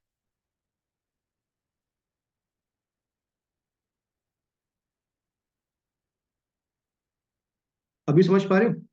क्या अब समझ पा रहे हो? X, y and z. Clear? तो कहने का मतलब क्या हुआ, अगर मैं इन एक्सिस के अलोंग कोई भी फोर्स लगाऊंगा तो कैसा इफेक्ट आएगा, तो कैसा इफेक्ट आएगा? शियर स्ट्रेस आएगा या नॉर्मल स्ट्रेस आएगा? हे भगवान आसमा, ये जो एक्सिस है ना वाई वाली, इस रेड वाले के परपेंड, अरे सीधी से जा, चलो कोई बात नहीं, कोई मेरे से बहुत बड़ी गलती हो गई, कोई बात नहीं, कोई बात नहीं, कोई बात नहीं, मुझे पता था।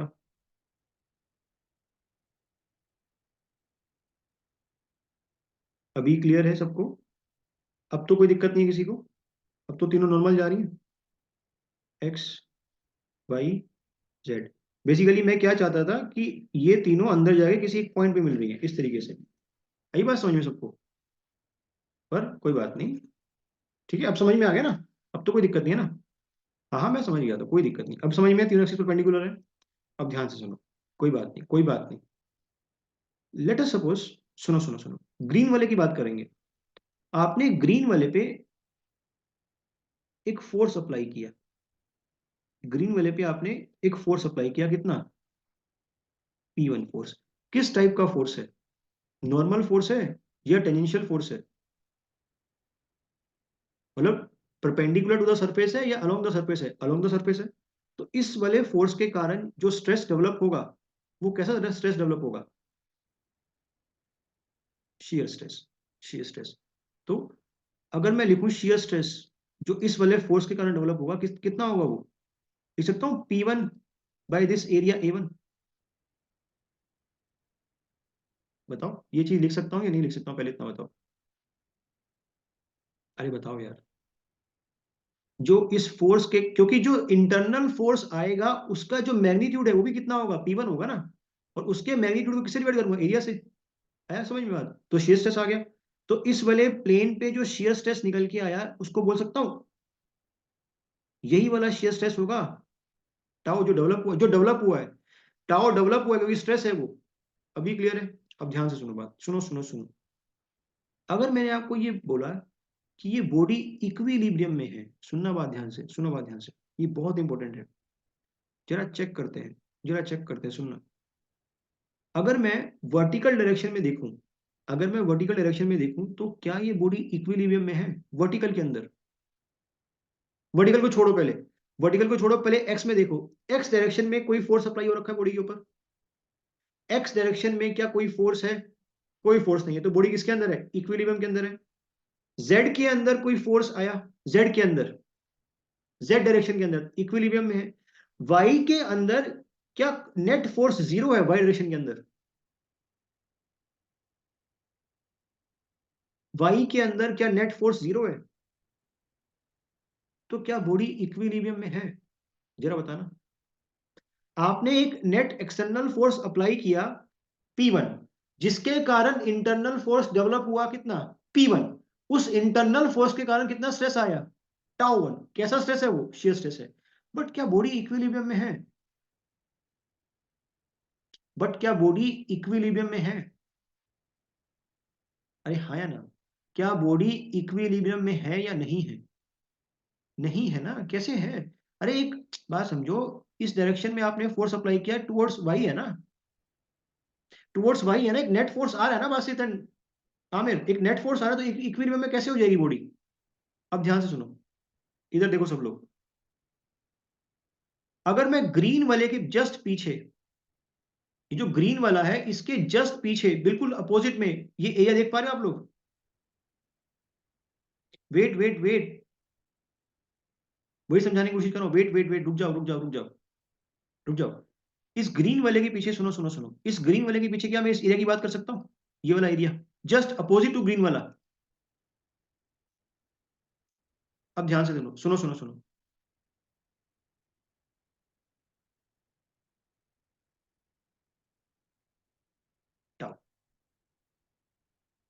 लेट अस सपोज इस अपोजिट वाले फेस पे जो शेयर स्ट्रेस डेवलप हुआ दैट इज टाउ 2। अगर मुझे शेयर स्ट्रेस पता है और जिस एरिया पे ये डेवलप हुआ क्या मैं वो निकाल दूं? Let suppose this area is A1, complete area A1। ये एरिया A1 क्या इस जो आगे वाला ग्रीन वाला एरिया उसके बराबर है ना? तो अगर मुझे, लेट सपोज मैंने बोला कि जो शेयर स्ट्रेस डेवलप हुआ दैट इज टाउ 2 इस डायरेक्शन में जस्ट अपवर्ड्स, और जो एरिया है दैट इज A। तो शेयर स्ट्रेस क्या होता है? Shear stress equals to internal force upon में एरिया। तो इंटरनल फोर्स कितना निकल के आएगा? Tau 2 into a. अरे टाउ 2 इंटू ए, अरे है ना, बताओ अभी बताओ। यहाँ पे जो इंटरनल फोर्स है, यहाँ पे जो इंटरनल फोर्स है कितना है, उसकी वैल्यू है, लिख सकता हूँ टाउ 1 इंटू ए।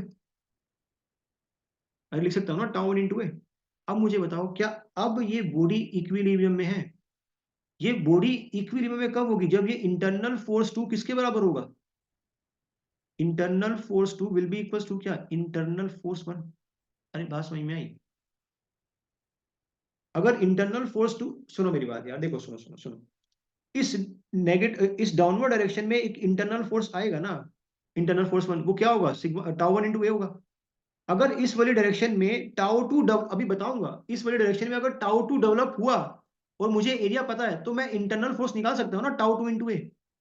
मैं दोनों साइड का इंटरनल फोर्स बराबर कर रहा हूं, क्योंकि मुझे पता है कि सिस्टम किसके अंदर है, क्योंकि मुझे पता है सिस्टम किसके अंदर है, इक्विलिब्रियम के अंदर।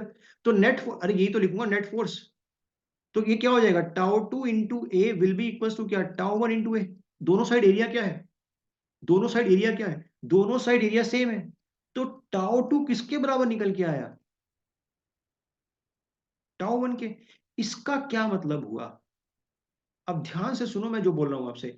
इसका ये मतलब हुआ कि अगर आपने किसी भी एक फेस पे, मैं ग्रीन वाले की बात कर रहा हूं, किसी भी एक फेस पे एक एक्सटर्नल फोर्स लगाया, अगर आपने किसी भी एक फेस पे एक एक्सटर्नल फोर्स लगाया, तो वो फेस पे जो स्ट्रेस डेवलप होगा उतने ही मैग्नीट्यूड का स्ट्रेस उसके जस्ट अपोजिट फेस पे अपने आप डेवलप हो जाएगा। किस डायरेक्शन में? अपोजिट डायरेक्शन में। हमने इसमें कोई रोल प्ले नहीं किया, क्योंकि अब मैं आपको एक चीज बताता हूं, अगर अभी आपको समझ में नहीं आया तो अब आ जाएगा। सुनो सुनो, देखो देखो, मुझे पता था कि नहीं आएगा इसलिए मैं एक डायग्राम और लेके आया। क्या मैं बोल सकता हूँ ये स्लैब इक्विलिब्रियम में है? क्या मैं बोल सकता हूँ ये स्लैब इक्विलिब्रियम में है, इसमें नेट फोर्स 0 है? अब ध्यान सुनो, इस स्लैब के अंदर मैंने छोटा सा, सुनो सुनो सुनो, ये छोटा सा एलिमेंट क्यूब देख पा रहे हो, निकाल दिया। अगर स्लैब इक्विलिब्रियम में है तो ये छोटा सा एलिमेंट भी किसके अंदर होगा? इक्विलिब्रियम के अंदर। इस छोटे से, अरे इधर देखो, सब लोग इधर देखो। क्या आपको ये समझ में आ रहा है? ये इसी वाले ग्रीन की बात कर रहा हूँ, ये ग्रीन वाला एरिया, दिस ग्रीन ग्रीन, यही वो ग्रीन है। सेम कलर करता हूँ, कोई बात नहीं। मुझे आपको समझाना है सिखाना है तो सेम कलर करूंगा, कोई बात नहीं, पेन लेंगे। Wait wait wait, please wait.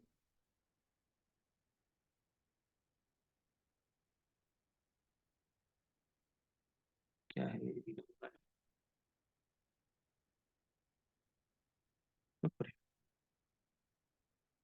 अब देखो, अरे अब देखो सब लोग, सुनो सुनो। अगर मैं यहाँ पे एक एक्सटर्नल फोर्स लगाऊं, जो मैंने कितना लगाया था, इसको जरा जूम करो, ये लो, जो हमने कितना लगाया, जो मैंने यहाँ पे ई लगाया। अब बताना जरा, अब बताना आपका ये स्लैब किसके अंदर है? ये स्लैब किसके अंदर है? पूरा इक्विलिब्रियम के अंदर है। अगर स्लैब इक्विलिब्रियम के अंदर है तो ये स्लैब का जो छोटा सा पार्ट है ये भी किसके अंदर होगा? बेटा मैं P1 में, जो P1 है ना, ये लगाने के बाद बोल रहा हूं, मैं ये P फोर्स लगाने के बाद बोल रहा हूं इक्विलिब्रियम में है। क्लियर हुआ? पहले नहीं, लगाने के बाद, लगाने P फोर्स लगाने के बाद सिस्टम इक्विलिब्रियम में है, तो सिस्टम का छोटा सा पार्ट भी किसमें होगा? इक्विलिब्रियम में होगा। तो P फोर्स लगाने के बाद, पी फोर्स कैसा फोर्स है? इस सरफेस के लिए कैसा फोर्स है? पी फोर्स एक ट्रांसवर्स फोर्स है। क्योंकि ट्रांसवर्स फोर्स है तो जो स्ट्रेस आएगा वो भी कैसा डेवलप होगा? एक ट्रांसवर्स स्ट्रेस डेवलप होगा, शियर स्ट्रेस। तो वो शियर स्ट्रेस क्या डेवलप हुआ? टाउ वन डेवलप हुआ। अब जब तुम इसकी स्टडी कर रहे हो, जब तुम इस पे नेट फोर्सेस देख रहे हो, क्या ये बॉडी स्टेबल है, एक छोटा सा पार्ट? जब, अरे नहीं है ना, कैसे है? अगर मैं सिर्फ इस फेस पे स्टडी करूंगा, इसको मैंने बाहर निकाल दिया, इसको मैंने बाहर निकाल दिया, तो अभी देखो पी लगाने के बाद क्या ये बॉडी इक्विलिब्रियम में है, ये ऑब्जेक्ट इक्विलिब्रियम में है।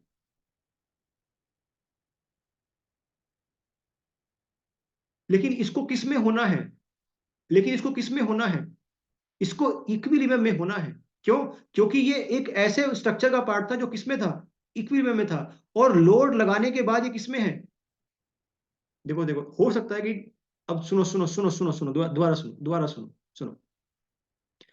स्लैब इक्विलिब्रियम में है, ये बात मानते हो? पी लोड लगाने के बाद स्लैब इक्विलिब्रियम में है। पी लोड लगाने के बाद स्लैब इक्विलिब्रियम में है। और पी लोड लगाने के बाद जो ये स्लैब का पार्ट है, ये इक्विलिब्रियम में है। ये इक्विलिब्रियम में है या नहीं है? अरे पी लोड लगाने के बाद स्लैब इक्विलिब्रियम में है, ये छोटा सा पार्ट स्लैब का इक्विलिब्रियम में है, तो पी लोड लगाने के बाद इक्विलिब्रियम में है या नहीं है? इसको मैंने बाहर निकाला, इसको मैंने बाहर निकाला। ये पी लोड लगा हुआ है, ये पी लोड लगा हुआ है। मैंने आपको क्या बोला, ये छोटा सा पार्ट स्लैब का किस में होना चाहिए? इक्विलिब्रियम में। लेकिन जब मैंने इसकी स्टडी करी, सिर्फ अगर मैं इस फेस को स्टडी कर रहा हूं, क्या ये इक्विलिब्रियम में दिखाई दे रहा है मेरे को, अगर मुझे ये बात ना पता हो? अगर बेटा ये स्ट्रेस, ये टाउ टू यहाँ पे डेवलप नहीं होगा, वही तो इसको इक्विलिब्रियम में रख रहा है ना। अगर मैं बोल रहा हूँ ना कि यहाँ पे इक्विलिब्रियम में है, तो वो टाउ टू जो डेवलप हुआ उसी कारण तो इक्विलिब्रियम में है ये। अभी क्लियर है सबको? आप लोग को लग रहा है कि सर ने बोल दिया कि वो इक्विलिब्रियम में है, तो जब सर बाहर निकाल के ला रहे हैं तो बोले कि इक्विलिब्रियम में नहीं है। अरे इक्विलिब्रियम में तो है, लेकिन किसकी वजह से? वो यहाँ पे भी, वो छोटा सा एलिमेंट यहाँ पे भी जो इक्विलिब्रियम में है ना, वो किसकी वजह से है? वो जस्ट अपोजिट फेस पे जो डेवलप हुआ है शियर स्ट्रेस, उसकी वजह से है। आई बात समझ में? ऐसे ही, अगर मान लो, लेट अस सपोज इस रेड वाले फेस पे मैं एक एक्सटर्नल फोर्स लगाऊं, इस रेड वाले फेस पे अगर मैं एक एक्सटर्नल फोर्स लगाऊं, चेक करो, ये कैसा फोर्स है? ये कैसा फोर्स है? ये एक ट्रांसवर्स फोर्स है। तो इसके कारण स्ट्रेस भी कैसा आएगा? शेयर स्ट्रेस आएगा। Shear stress. तो ऑटोमेटिकली इस ऑब्जेक्ट को इक्विलिब्रियम में रखने के लिए इसके जस्ट अपोजिट वाले फेस पे क्या डेवलप हो जाएगा? जितना स्ट्रेस यहां पे डेवलप होगा इस डायरेक्शन में टुवर्ड्स पॉजिटिव टाउ वन, उतने ही मैग्नीट्यूड का जो स्ट्रेस है, वो जस्ट अपोजिट फेस पे किस डायरेक्शन में, माइनस एक्स में, कितना आ जाएगा? ये भी टाउ वन ही डेवलप हो जाएगा। मतलब इन दोनों स्ट्रेसेस का जो मैग्नीट्यूड है वो तो बराबर होगा, लेकिन उनकी डायरेक्शन क्या होगी? अपोजिट। अब सुनो बात ध्यान से, क्योंकि यहाँ पे टाउ टू डेवलप हुआ, उस टाउ टू को आपने एरिया से मल्टीप्लाई किया तो इंटरनल फोर्स आया, है ना? तो इंटरनल फोर्स कितना आया? टाउ टू इंटू ए। इस वाले प्लेन पे इंटरनल फोर्स कितना आया? टाउ वन इंटू ए। बॉडी को इक्विलिब्रियम में होना है तो दोनों का इंटरनल फोर्स क्या होगा? इक्वल। दोनों का एरिया बराबर है, तो टाउ टू का जो मैग्नीट्यूड है किसके बराबर निकल के आएगा? टाउ वन के। तो एक कंक्लूजन क्या निकल के आया, कि जब भी शियर स्ट्रेस आएगा, जब भी शियर स्ट्रेस आएगा, वो हमेशा कितने प्लेन पे आएगा? अगर आपने एक एक प्लेन पे, एक एरिया पे लोड लगाया, अगर यहाँ पे टाउ टाउ वन जनरेट हुआ है तो कितने पे आएगा? अभी के लिए जान लो, अगर इस प्लेन पे टाउ वन आएगा ना, तो इसके जस्ट अपोजिट जो प्लेन है उस पे भी शियर स्ट्रेस खुद पे खुद डेवलप होगा, कितने मैग्नीट्यूड का? सेम मैग्नीट्यूड का। बट किस डायरेक्शन में? बट किस डायरेक्शन में? अपोजिट डायरेक्शन में। ये बात हमको किसने बताई? क्या ये बात हमको इक्विलिब्रियम ने बताई कि वो खुद से डेवलप होगा? अगर वो खुद से वहां पे डेवलप नहीं होगा तो वो क्या पार्ट इक्विलिब्रियम में होगा? कभी कभी नहीं होगा। तो आपने जो इक्विलिब्रियम यूज किया, वो फोर्स इक्विलिब्रियम यूज किया या मोमेंट इक्विलिब्रियम यूज किया? ये कौन सा इक्विलिब्रियम यूज किया आपने? हमने फोर्स इक्विलिब्रियम यूज किया। तो आपसे ऑब्जेक्टिव क्वेश्चन ये आएगा कि दो अपोजिट फेसेस पे शियर स्ट्रेस की जो वैल्यू है वो बराबर होती है, उनकी डायरेक्शन अपोजिट होती है, ऐसा हमें जानकारी कौन देगा? फोर्स इक्विलिब्रियम या मोमेंट इक्विलिब्रियम? Force equilibrium. क्या ये बात सबको समझ में आई? Is it clear for everyone?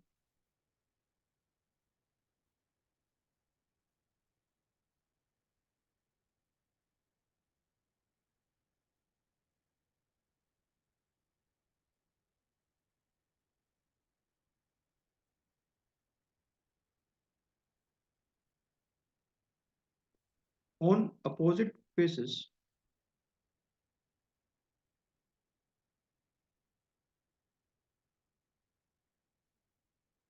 shear stress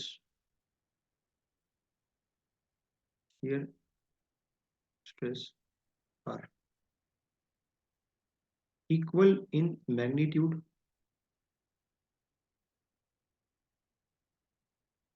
but opposite in direction.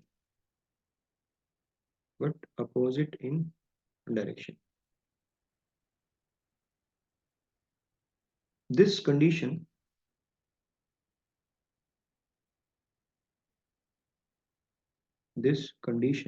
comes from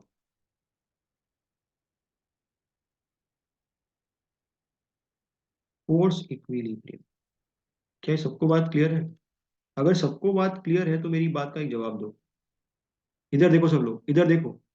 इस ग्रीन वाले के लिए अगर मैं फोर्स इस तरीके से कुछ अप्लाई करूं, कैसा फोर्स है ये कैसा फोर्स है?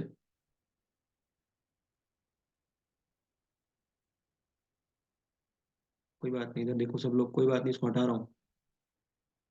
चलो, अच्छी बात है, मिट नहीं रहा।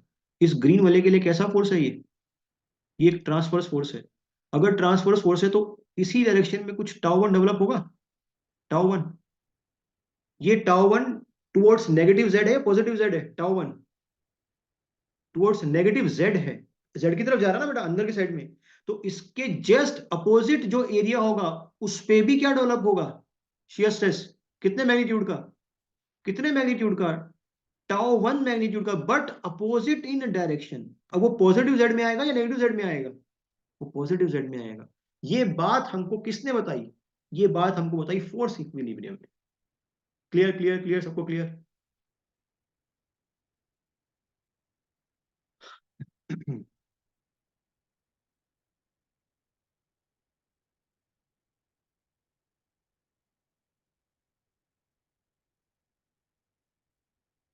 सबको ही बात क्लियर है?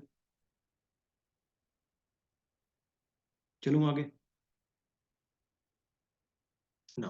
बहुत इंपॉर्टेंट चीज, अब बहुत इंपॉर्टेंट चीज है, सुनो।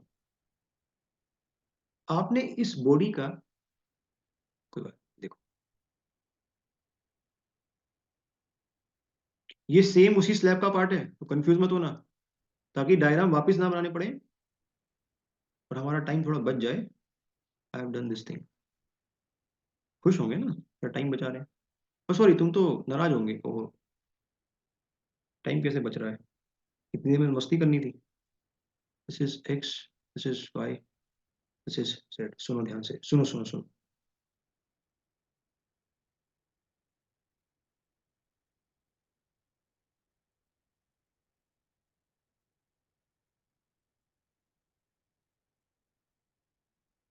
आपने एक फोर्स अप्लाई किया पी। ये पी फोर्स इस ग्रीन वाले के कैसा फोर्स है? ट्रांसवर्स फोर्स है। ट्रांसवर्स। तो इसके कारण जो स्ट्रेस आएगा टाउ, बोल सकता हूं पी बाई ए। क्लियर? सबको क्लियर है ये चीज?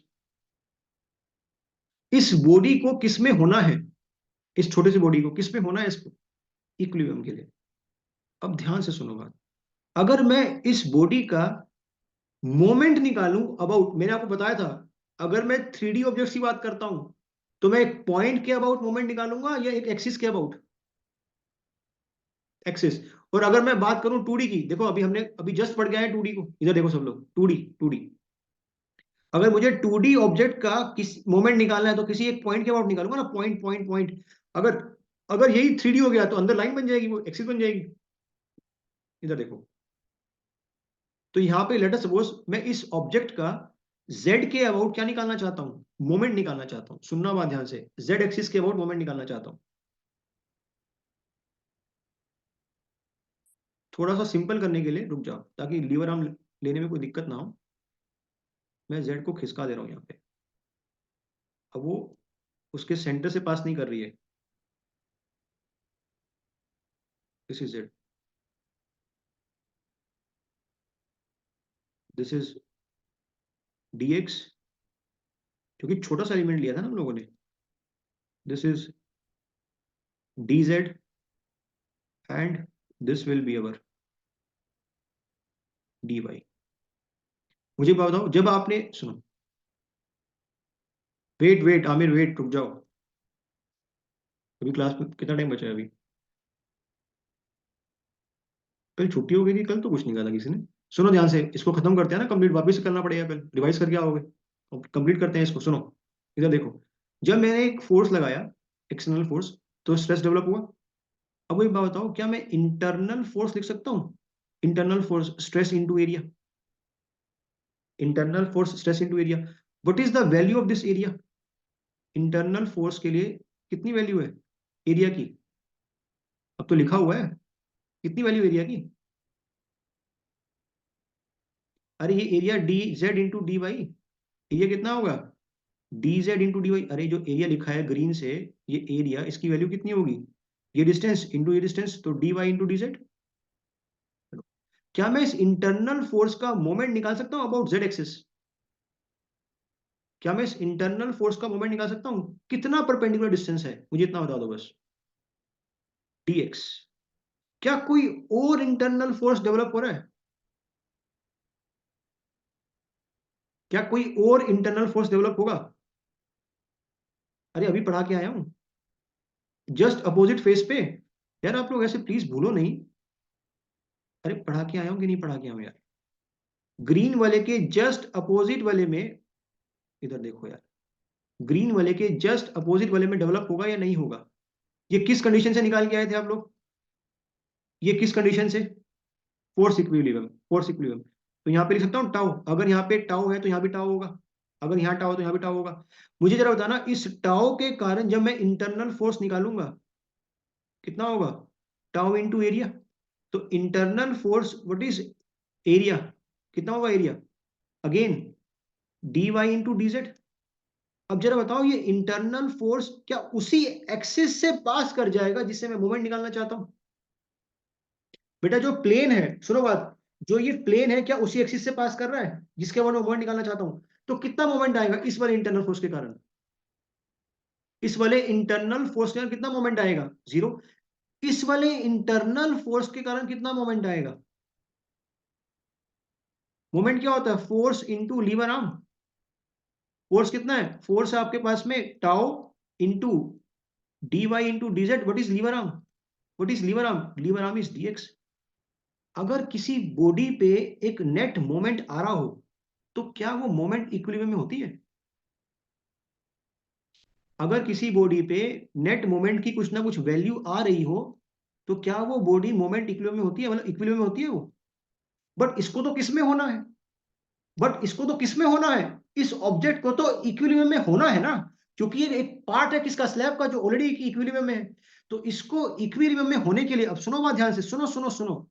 अगर मैं अगर मैं ये मान लूं कि रेड वाले एरिया पे एक टाओ नाम का स्ट्रेस डेवलप हो रहा है, तो इंटरनल फोर्स कितना हो जाएगा? Tau into area, tau into area. तो इंटरनल, अभी मैंने एज्यूम किया है कि रेड वाले सरफेस पे एक टाउ नाम का स्ट्रेस डेवलप हुआ, एज्यूम किया, तो इंटरनल फोर्स कितना हो जाएगा? Tau into area. तो tau into what is the value of area? कितनी वैल्यू एरिया की? dx into D Z, dx into D Z. Clear? अब मैं इस इंटरनल फोर्स के कारण मोमेंट निकालना चाहता हूं, इस इंटरनल फोर्स के कारण मोमेंट निकालना चाहता हूं, कितना मोमेंट आएगा? मोमेंट क्या होता है बताओ भाई? तो मोमेंट कितना हो जाएगा? D tau into d x D z into perpendicular distance. ये जो फोर्स है इंटरनल फोर्स कितना दूर है जेड से? डी वाई दूर है ना, into d Y, into d y. अब जरा चेक करो, इस वाले इंटरनल फोर्स के कारण अबाउट जेड एक्सिस कैसा मोमेंट आएगा? Clockwise, anti clockwise? इस वाले इंटरनल फोर्स के कारण कितना मोमेंट आ रहा है? क्लॉकवाइज। इसका जरा मैग्नीट्यूड चेक करो, इसका जरा मैग्नीट्यूड चेक करो, tau into d x into d Y into D Z. Clear? इस वाले इंटरनल फोर्स के कारण कितना मैग्नीट्यूड आ रहा है? सेम मैग्नीट्यूड, लेकिन अब डायरेक्शन क्या है? Anti clockwise, anti clockwise. क्या अब नेट मोमेंट अगर निकालूं मैं, अगर मैं नेट मोमेंट निकालूं, नेट मोमेंट, तो क्या आ जाएगा?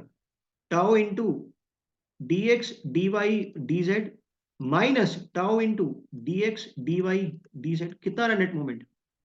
नेट मोमेंट कितना आ रहा है? ओह माय गॉड, अगर नेट मोमेंट जीरो है तो बॉडी किसमें है? इक्विलिब्रियम में है। तो हमें यहां से दो कंक्लूजन मिले कि अगर किसी एक प्लेन पे, अगर किसी भी एक प्लेन पे टाओ स्ट्रेस डेवलप होता है तो उसके जस्ट अपोजिट फेस पे भी टाओ डेवलप होगा। किस इक्विलिब्रियम से? फोर्स इक्विलिब्रियम से। अरे जस्ट अपोजिट बोल रहा हूं, नींद में हो क्या? जस्ट अपोजिट फेस पे, जस्ट अपोजिट फेस पे भी टाओ डेवलप होगा, और अपोजिट डायरेक्शन में। किस कंडीशन से? फोर्स इक्विलिब्रियम से। और अगर किसी फेस पे टाओ डेवलप होता है तो उसके एडजेसेंट फेस पे, उसके एडजेसेंट फेस पे भी सेम मैग्नीट्यूड का शियर स्ट्रेस डेवलप होगा, है ना? और वो दोनों या तो एक दूसरे की तरफ देखेंगे या फिर एक दूसरे से अवे देखेंगे। इस कंडीशन में दोनों टाउ एक दूसरे की तरफ देख रहे हैं क्या? ये भी ऐसे और ये भी ऐसे। नहीं, बात समझ में आई? क्लियर है?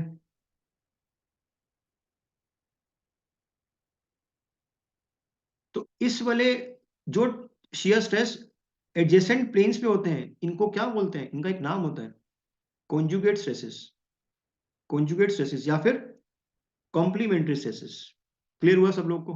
अरे क्लियर हुआ।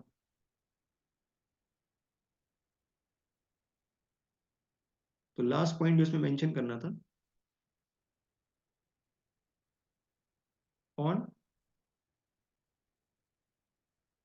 एडजेसेंट फेसेस, जो कि कौन कौन से? फॉर एग्जांपल यहाँ पे मैं लिख रहा हूँ ग्रीन एंड रेड, ताकि आपको ध्यान रहे। Green and red shear stresses, shear stresses are equal in magnitude, and and they either face faces towards each other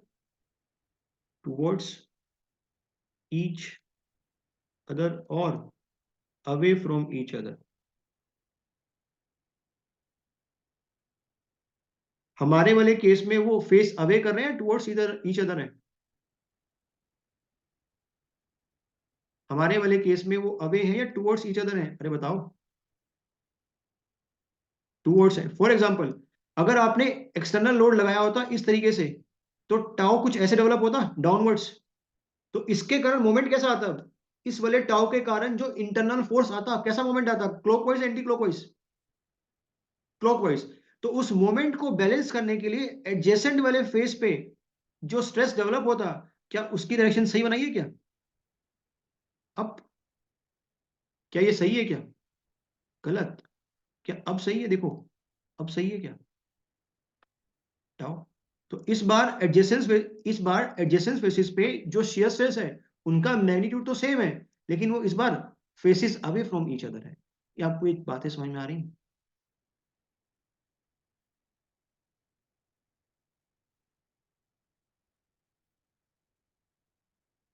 मतलब हर फेस पे बासित डिपेंड करेगा। इधर देखो, हाँ, अगर तुम इस डायरेक्शन में बात करोगे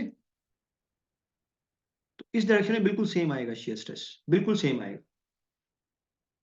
और इसके जस्ट अपोजिट बिल्कुल सेम आएगा। अब देखो ध्यान से, अब सब लोग इधर देखो। अगर ये टाउ था, ये टाउ है, किस कंडीशन से? किस कंडीशन से? अरे किस कंडीशन से? Force equilibrium. तो अगर ये टाउ है तो इसके रेड वाले के जस्ट नीचे होगा ना एक सरफेस एरिया, उसके बिल्कुल अपोजिट। बेटा अगर ये टाउ है तो इस वाले सरफेस पे क्या आएगा? Equal and opposite, but opposite in equal in magnitude but opposite in direction. तो ये अपने आप आ नहीं गए towards face from each other? देखो चेक करो, अपने आप नहीं आ गई है ना? अरे समझ पा रहे हो बातों को यार? क्या आपको ये शियर स्ट्रेस समझ में आया अच्छे से?